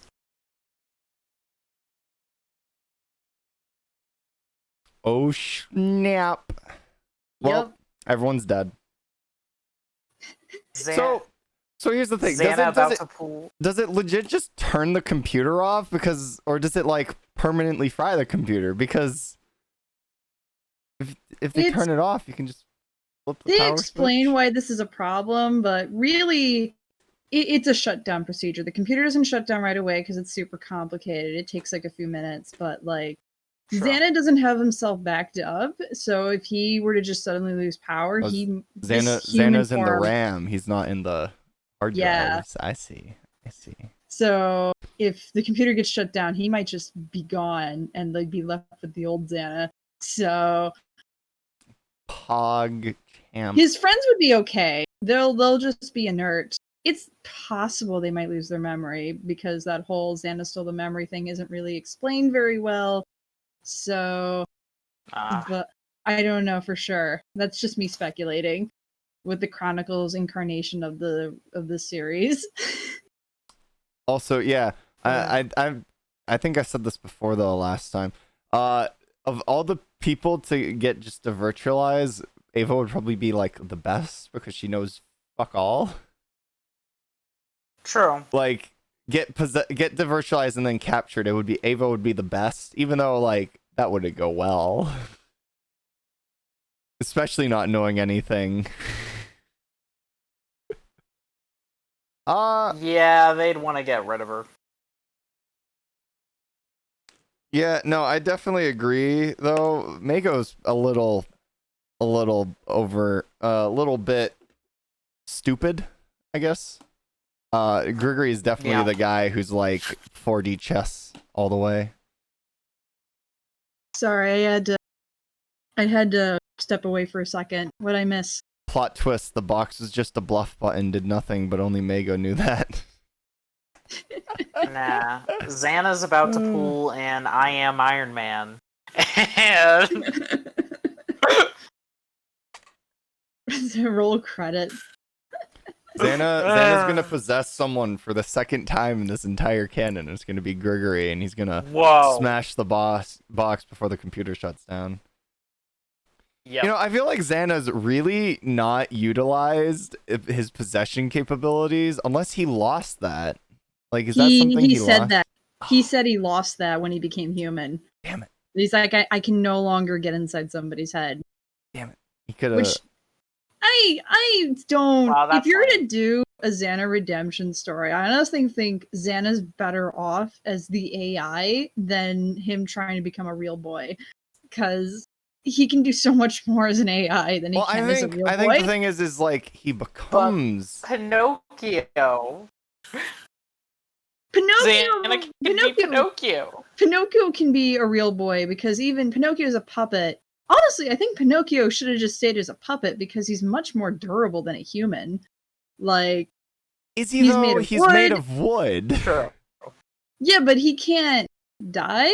I guess that's fair because if he gets, he'd probably burn. Fire, termites. The wood rot is a thing. Okay. Like, yeah, I guess you have a point. But Xana as the AI, like, Xana can... This is part of the reason why a Xana redemption arc Xana shouldn't, like, be around, because Xana working with the Warriors as a good guy would be a little OP. Like, really OP? Like, yeah, I can just activate a tower, and if you're not going to shut it down, I can basically do whatever. I can hack your grades. I can, get you out of class, give you lots of money that What's that odd? You forgot to study for that test? Fine, I'll send a swarm of ravens after Caddick. You better study next time, Odd. What college you want to go to, Jeremy? Spending so much. You need to stop spending every night with Ava And you need to study.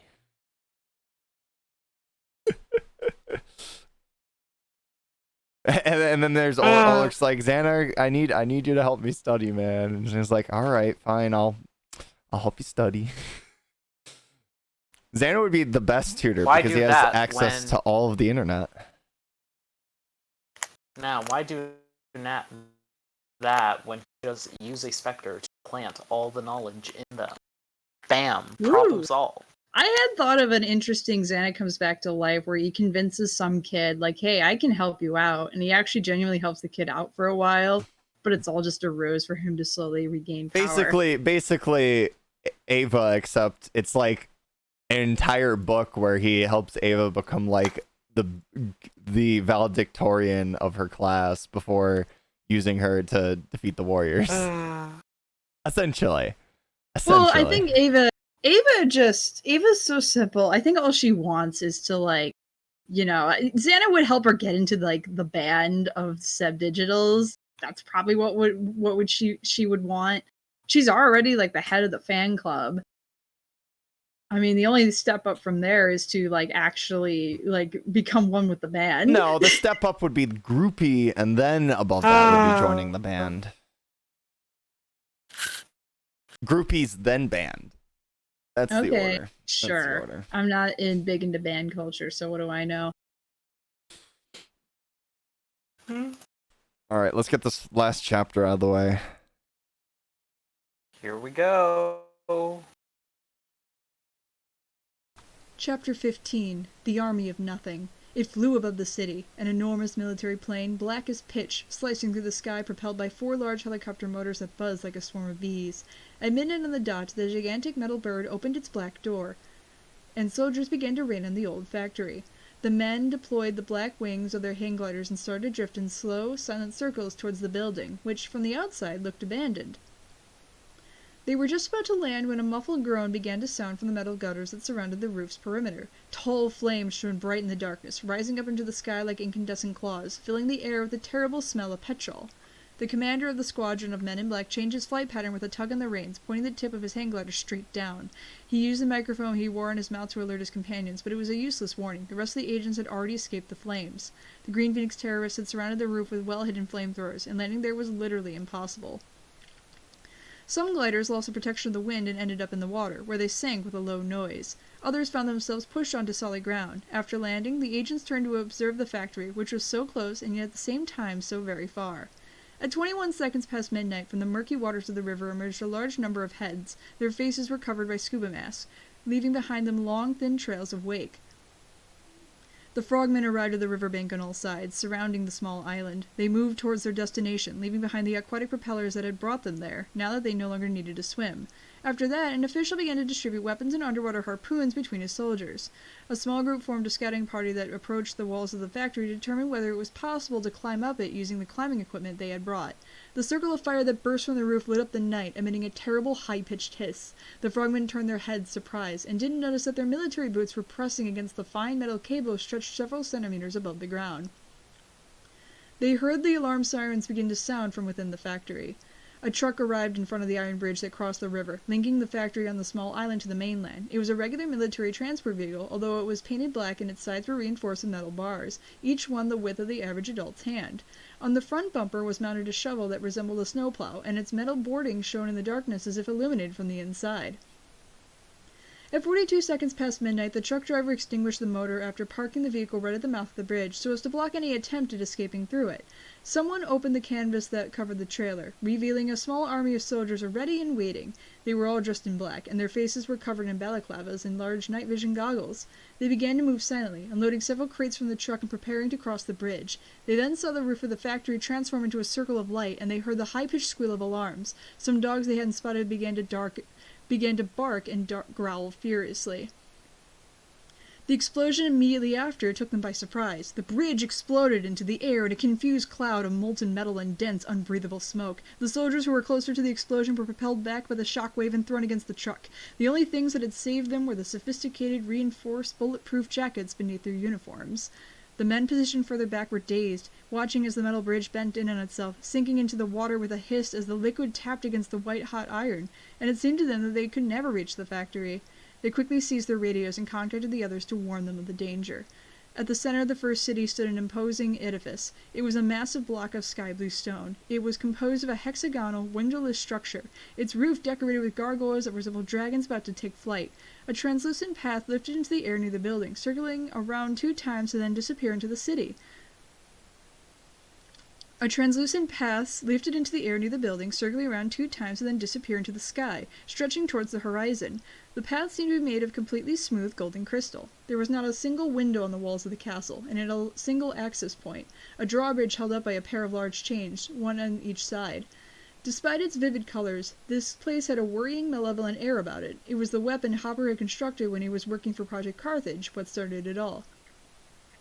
After escaping from the macabre project, the professor created the first city in Lyoko so that they would serve as immense barriers stopping this weapon from attacking humanity, and the castle was now active once again. The children stood silent before the drawbridge. None of them were brave enough to enter, not even Aelita, who, shame etched on her face, had left Xana to cross the bridge alone to then disappear into the dark entrance of the structure. Auric jumped from one foot to the other. For once he felt intimidated in his samurai clothing, and he would have loved to embrace Yumi so as to protect her from this place.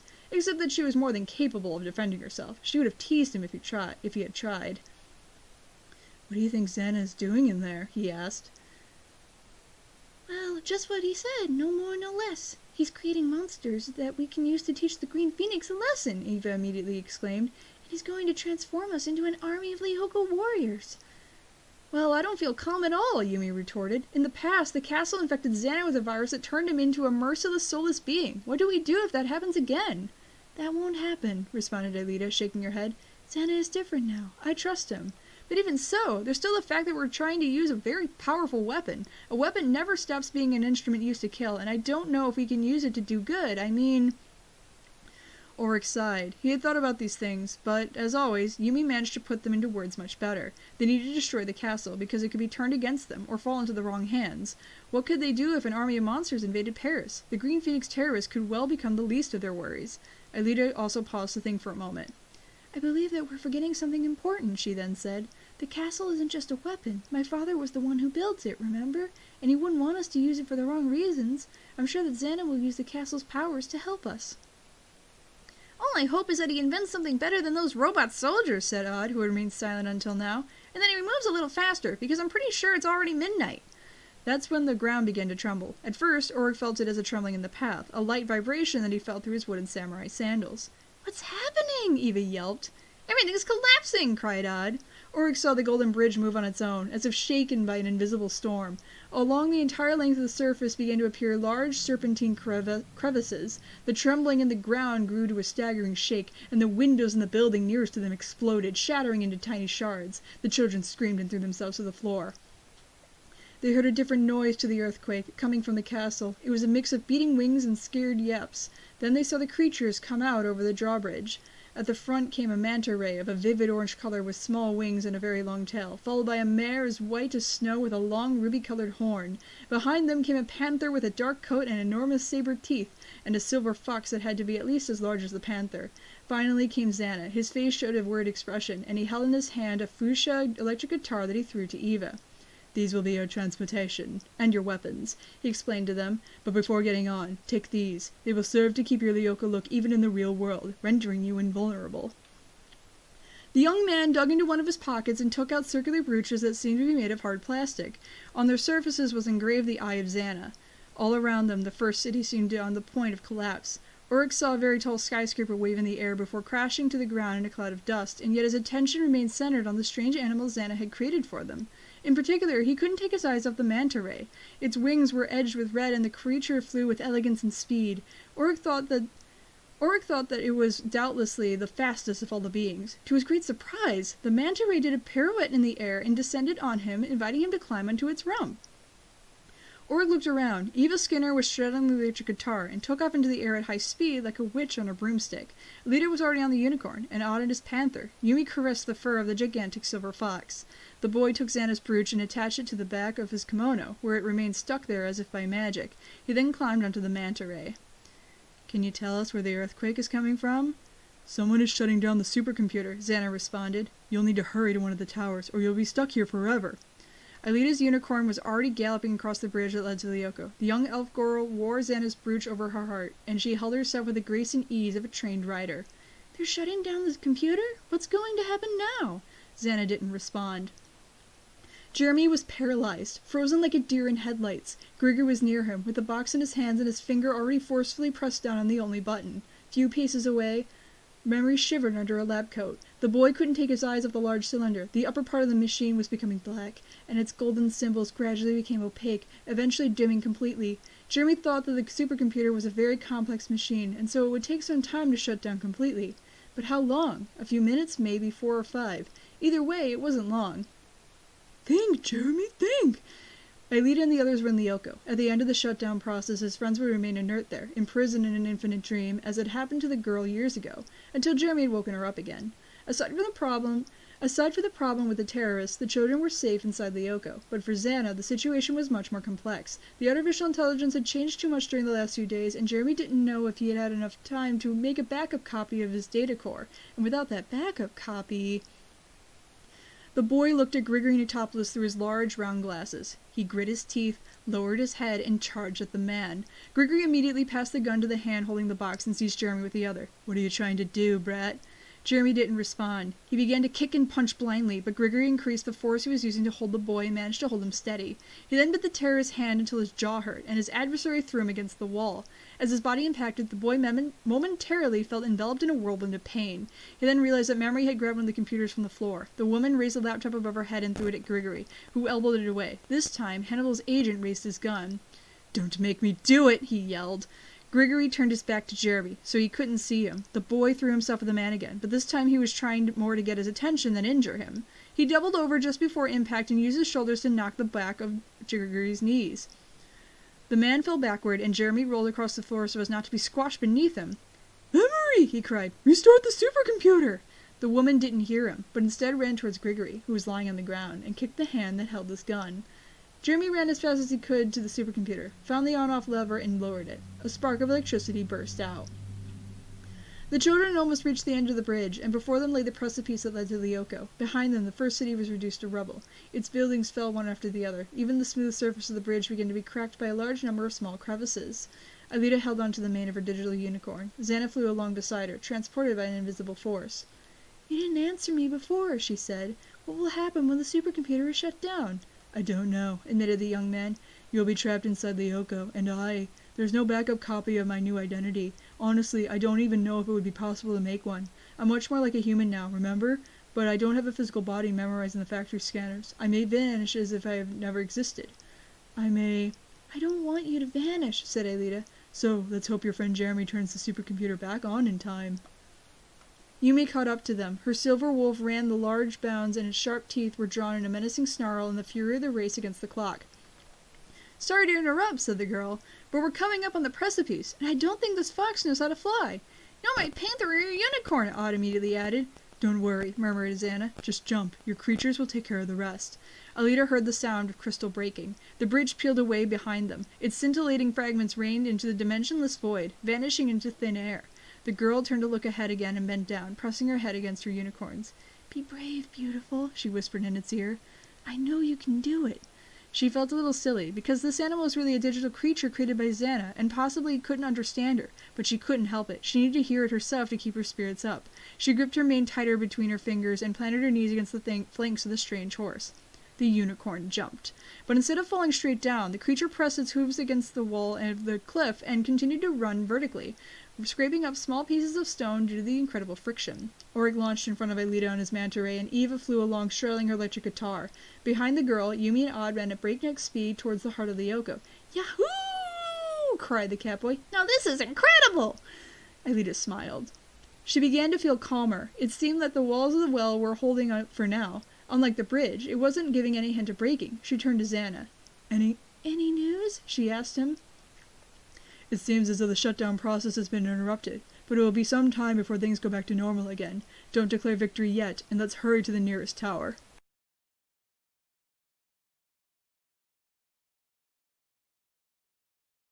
Oh, snip. The unicorn can walk on walls. Last chapter for today. Can't believe it. Yeah, so when I told you that scene happens in Chronicles. It's so There dumb. you go. It's so dumb. It's just, You know, it really is. you know what would make it better if it was actual monsters that Xana has created, like they were all riding mantas or crabs or something, or a tarantula. Yeah, it's kind of funny. Ulrich basically gets to be William here because William had a manta ray, and he He had rode a on top manta of it. ray that was not the same color as the other manta rays. It was a darker shade of black. Ulrich gets a manta ray that's not the same color as the other manta rays. Yes. And then I think William fucking isn't here, Ava so somebody has to. getting a broomstick guitar, a witch broomstick guitar is just extra dumb. Like everyone gets animals, and then Ava just gets a guitar. If Jeremy was the one programming vehicles and that was Ava's new vehicle, I could see that. No, if Jeremy, if Jeremy was programming it, that would make sense. If Ava getting like a magic guitar she can fly around on, that's pretty fair if Jeremy's making people vehicles. But Xana makes everyone else an animal, and then he's just like, "Oh, here, Ava, have a guitar." Like, it's ridiculous. It's so ridiculous. I read this part, I'm like, oh, okay. And they grow to care for them too. Like in the battle ahead, one of them dies. It's just like, no, how dare you? Wait, that which one dies? I'm not saying. Oh, you suck. Yeah. That's tomorrow. I bet I think it's next chapter. How to ban Flower Fox. Guess you're fine looking for a new Ulrich. Gotta keep up those Peter Duncan memes. Yeah, but at least we still have a Johnny. That's good. All right, here we go. Oh my gosh. It'll be a shame to lose Ulrich, but we'll still have Johnny. Not the end of the world. Now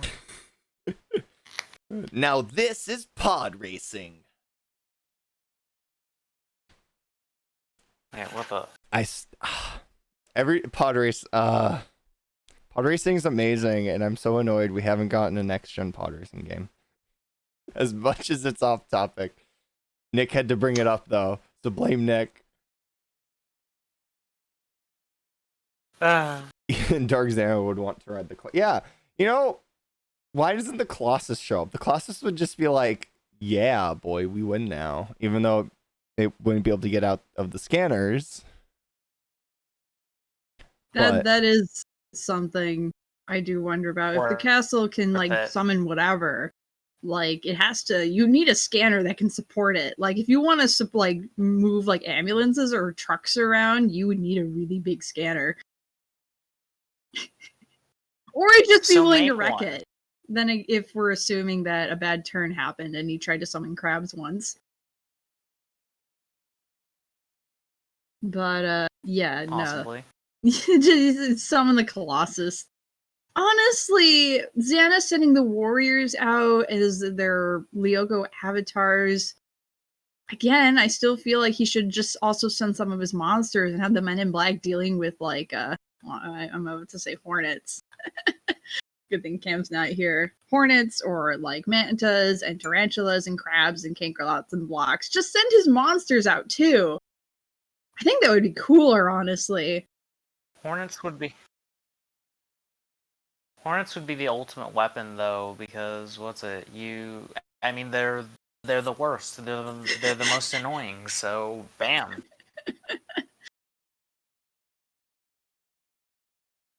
Again, I think your theory is right that whoever wrote this didn't really know the show that well. They were just kind of given it, and they were given some plot synopsis.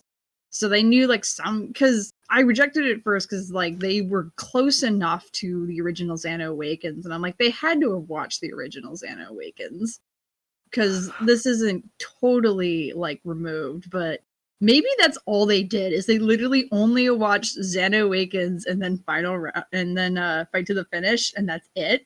And they just read like Spark Notes for the rest. Yes. And that's why everything's so out of basically order. Because if I were writing this, if I were, crazy enough to write a Xana redemption story, this is not how I would do it. He wouldn't summon animals. He would summon his monsters. But that's just me. Xana redemption story means that yes, real boy and I do great. appreciate Aelita It's- saying, Xana's like, well, I'm not really physical. Like, I'm not a real human. She's like, well, that doesn't matter. What makes you True. human is the feelings inside. And I do like that. I mean, this isn't the best execution of it, but I like That's the fair. concept. I don't That's think I fair. ever bought that Xana was human at all, ever. Maybe I was just kind of numb as I was reading it. Yeah. And I'm just like, really? Okay. Like, I was like, I'm down for a Xana redemption story. Because, honestly, my headcanon is that Xana is not out to kill humanity. I honestly think he wants to help it. He just has a very funny way of going about it. Like, it's the whole, in order to protect humanity, we have to totally force them to rework their ways, and they're not going to do it willingly, so we're going to do it by force. Part of me would like to explore a fanfic possibility where, like, all the robots and stuff and experiments he was doing around the world were to prep for, like, an alien invasion that Xana saw was coming. He's like, I don't want humans to be destroyed by aliens, so I'm going to prep up weapons to stop. Then the Warriors defeat Xana, and then the aliens show up, and they're like, oh. It's like hot shower. Xana was preparing for Thanos, and Sorry, I had a phone call. I'm back. welcome back. So I'm guessing we were talking fan fictions? I just rattled off an idea that maybe Xana, all those experiments he was doing in all those different supercomputer labs were like, he wasn't trying to take over humanity. He saw like an alien invasion was coming and he was prepping for it because he wanted to defend humanity. The Warriors kept getting... Yeah, that kind of conflicts with like stuff like hot shower and whatnot. Yeah, though, exactly. Where he He was trying to get rid of the Warriors. That's what he was doing. He's like, he doesn't think the Warriors will believe him, so he's trying to get rid of the Warriors in particular. And remember, in Hot Shower, the meteor, he split the meteor in two. He wasn't going to nuke the planet. He was just trying to destroy the factory, which would have done massive damage to that area, but it wouldn't have nuked the planet. Well, yeah, okay, so then what is like Franz Hopper working with the aliens? Why does he want to kill No. Franz so bad? Because Franz is trying to stop him. That's it. But don't you think Franz would know that there's an alien invasion and that... He's busy stuck in the Maybe not. digital sea hiding from all his enemies. I mean, it's very clear he has access to a lot of the same information as Xana while he's in the digital sea. How so? I guess the show doesn't really tell you that, does it? No. I think he's privy to a lot of information. Maybe not. He's not able to figure out as much stuff as Xana. I don't think he's flying in the dark while he tries to hide. I mean, Xana's got more mobility in the digital sea than I think Franz Hopper does. Franz Hopper basically shows up immediately when Aelita gets thrown in the digital sea. So he's... Well, yeah, because he's paying attention to Lyoko. Yeah. Xana's paying attention to literally everything. Everywhere at once. Yeah. Well, maybe not everything, but like way more. Like he's probably got his nose stuck in all these government secrets. That's probably how he finds out that there is like some catches in some readings like, oh, there's something coming. And he's prepping for it. And yeah, Xana's not necessarily a good guy, but he's not evil. I still do think that Xana's not out to kill humanity. No, he might be out to enslave take him. it over. Xana, no.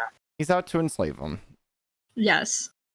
It's like... But I'm just talking about potentials. There's a difference, yeah. Because It's if possible. you really wanted Xana found out about the Galactic Federation. So if Xana really wanted to kill the Warriors, he would have just let the meteor crash.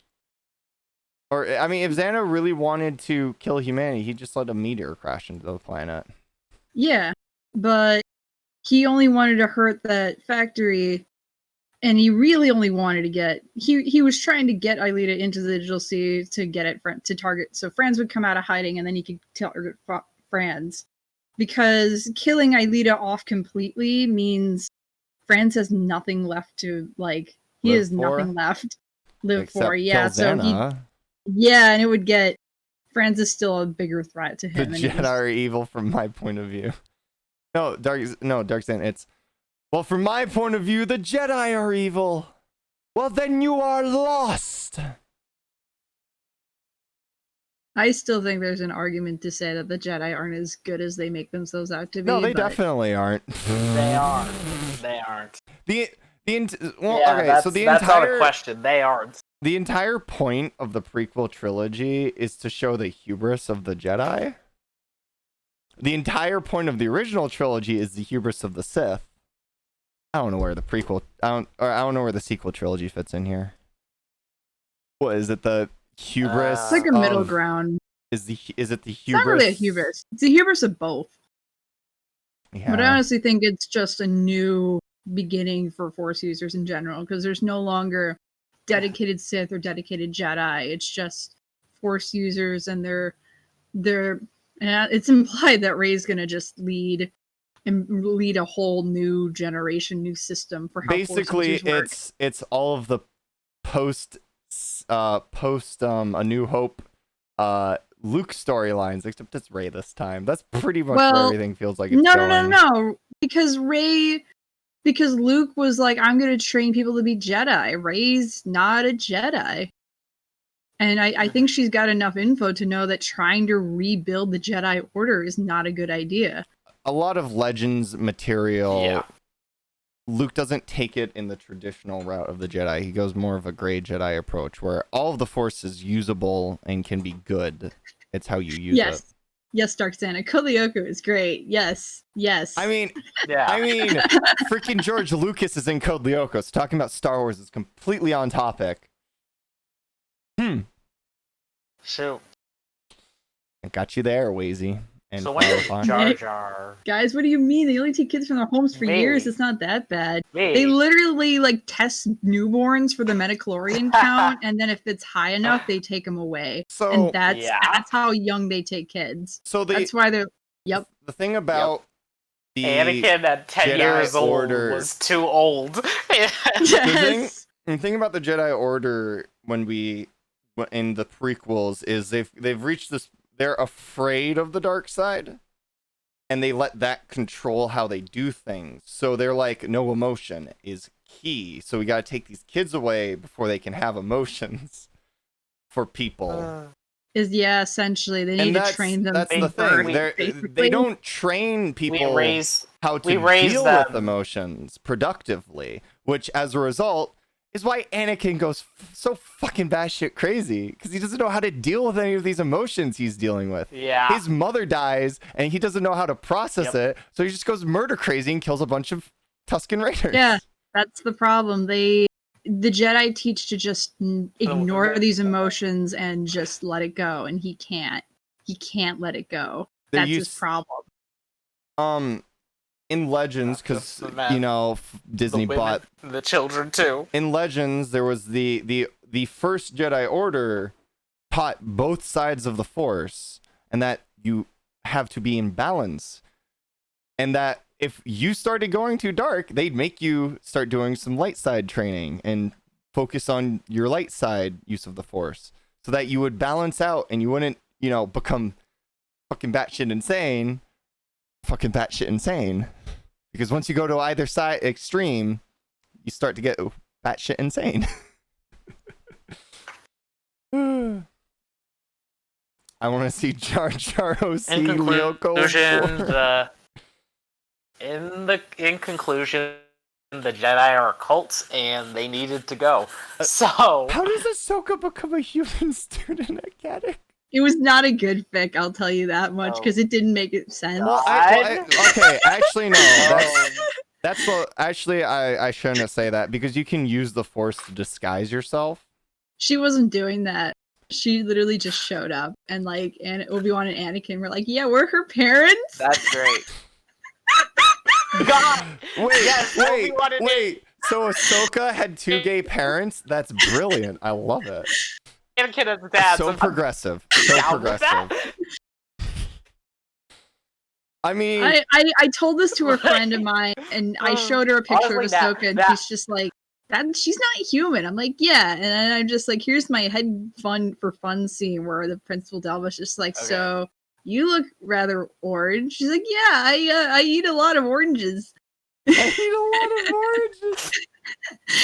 But like the force can be used to disguise yourself. Palpatine did that because apparently when you go really ham on the dark side of the force, you become it like kills you.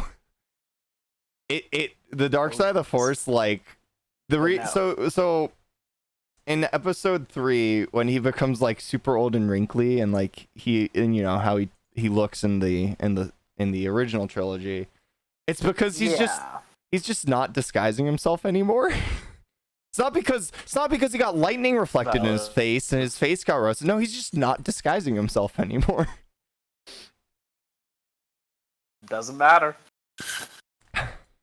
But nah. I have to know about this fic.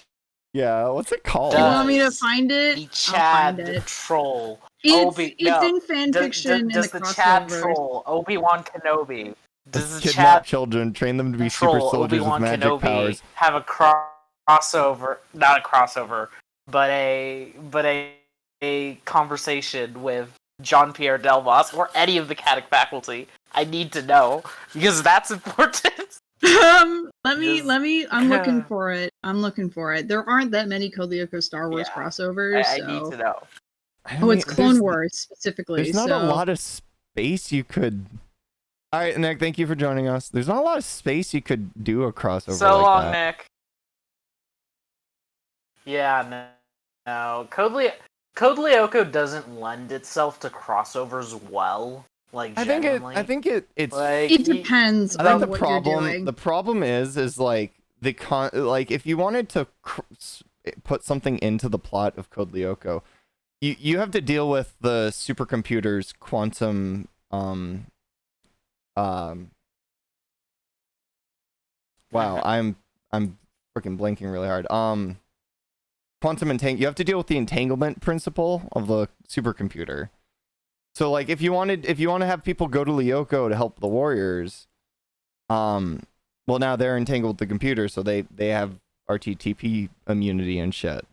And then it's like, well, that bleeds into their friend. But then there's also you have to have a thing that it's basically the Lyoko warriors are inserted into a different show's plot, or you completely avoid one of the core things about a Code Lyoko episode plot. That's the problem with Code Lyoko. Unless you're like dealing with just something that would be on the network and the warriors go in their skid to go help with it. I still argue you could do just like a meet and greet where you don't really focus on the premise of the show. Okay, you just have the characters meet up and interact. Well, yeah, that's different, I don't think people generally would assume crossovers tend to mash plot elements together. When I think of a crossover, I guess it depends on what terms. If you're talking about fan fiction, then yeah, it is like total fusion of two different worlds. But when it's like I'm talking about like the TV cartoon, let's make a special to get in ratings kind of crossover. It's literally just one episode. I think the Timmy Turner that, Power Hour, more action oriented. The thing of it is, for that, even not even just fan fiction does it, but like for crossovers within just actual crossovers like on TV and stuff. They actually do at least try to not like a total fusion of these two worlds, but they'll at least try to bring certain elements together in a way that makes these shows work. Best example I can think of for a more action-oriented show is the Ben 10 and Generator I was Rex thinking crossover. the exact like, same they thing. sent Ben to... They literally had to send Ben to another dimension because the nanites are just... They're so prevalent that it would... Absolutely. I still remember when like Dr. Olity's like, you only have a really small nanite count. He's like, I have these nanites in me? Or the scene where he turns into Upgrade and upgrades his nanites. I think if you're gonna pick a crossover to like be be a standardized definition of a really good crossover, it's the Timmy Turner x Jimmy Neutron crossover. Those are pretty good too. Yeah, I know that, but I was saying for a more action and lore centered show, not just because both those shows are more comedy oriented and like they're you have Fair World rather and stuff, than but for the most part serialized. you're not. Yeah, exactly. Which So is that's fair. why I said that's why I went to that crossover specifically rather than the Jimmy Timmy Power Hour. You still have some of those elements going on, but not nearly as much. I guess if you want like a meet and greet style sort of thing. Isn't like the first Jimmy Timmy Power Out about Jimmy being mistaken for Timmy, and then he basically lives like Timmy's life for a while? I don't remember. I need to watch that again. I think that's what it was. He got transferred over by accident, and then everyone just thought he was Timmy. He's like, "No, I'm Jimmy." He's like, "No, you're Timmy." And then like freaking the bully tried to punch him, but he was just punching his hair, and it didn't do anything. I definitely need to rewatch that now. I mean, if you want to go with more of just the meet and greet sort of thing, any of the Scooby-Doo crossovers, pretty much. I don't think a lot of the Scooby-Doo crossovers usually are just characters getting added to a Scooby-Doo episode. Pretty much. I mean, yeah, that's I did talk about a potential candidate. Characters. Sorry. Yeah, now you can go ahead. I did talk about, I think a while ago, I had like a crossover idea for a Kothiyoko Miraculous Ladybug crossover that I think could work. It's just sort of it's mostly a Miraculous episode, except Jeremy's in a robot competition, but then someone sabotages his control board and he loses the match, and he gets upset and he gets akumatized and becomes control freak, and I think that would be a fun episode. I'd watch it. Definitely. I'd watch anything that crossed over with Kothiyoko, even if it wasn't good. I think you could make a good crossover between Glitch Tex and Kothiyoko.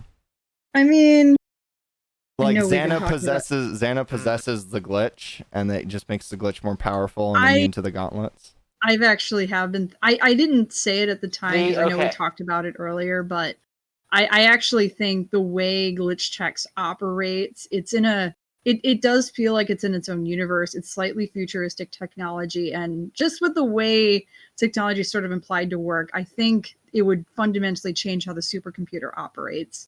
Like, I honestly think the supercomputer would just be modified Hinobi technology. That's how it would be like it'd be sort of like something Ridley does. Something like that. Honestly, Ridley probably has like her own supercomputer, considering all the shit that happens in that show. It's just a modified. No, it's just a modified console. It's just that the consoles are really. We're getting really like powerful. Way off topic. Yes, we are. We've never talked about Glitch Tex. We need to end the stream. We need to end the stream now. 3 o'clock. Yep. Thank you to that's everybody who joined us today. We will be supposedly finishing the book tomorrow. Hopefully tomorrow. We'll do an extra long if we have to, because we shouldn't have to do extra long. We only have about like about 5 more chapters left, and I'm including the plug. Then we shouldn't have to. Thank you for showing up, guys. We'll see you guys tomorrow, 1 p.m. Eastern Standard Time, just like today. I don't know why. Yep. Yeah, apparently, Flower, I forgot to say 1 p.m. Eastern Standard Time when I made that announcement. I thought I saw 1 p.m. Eastern, but oh well. Boy. Boy. So long.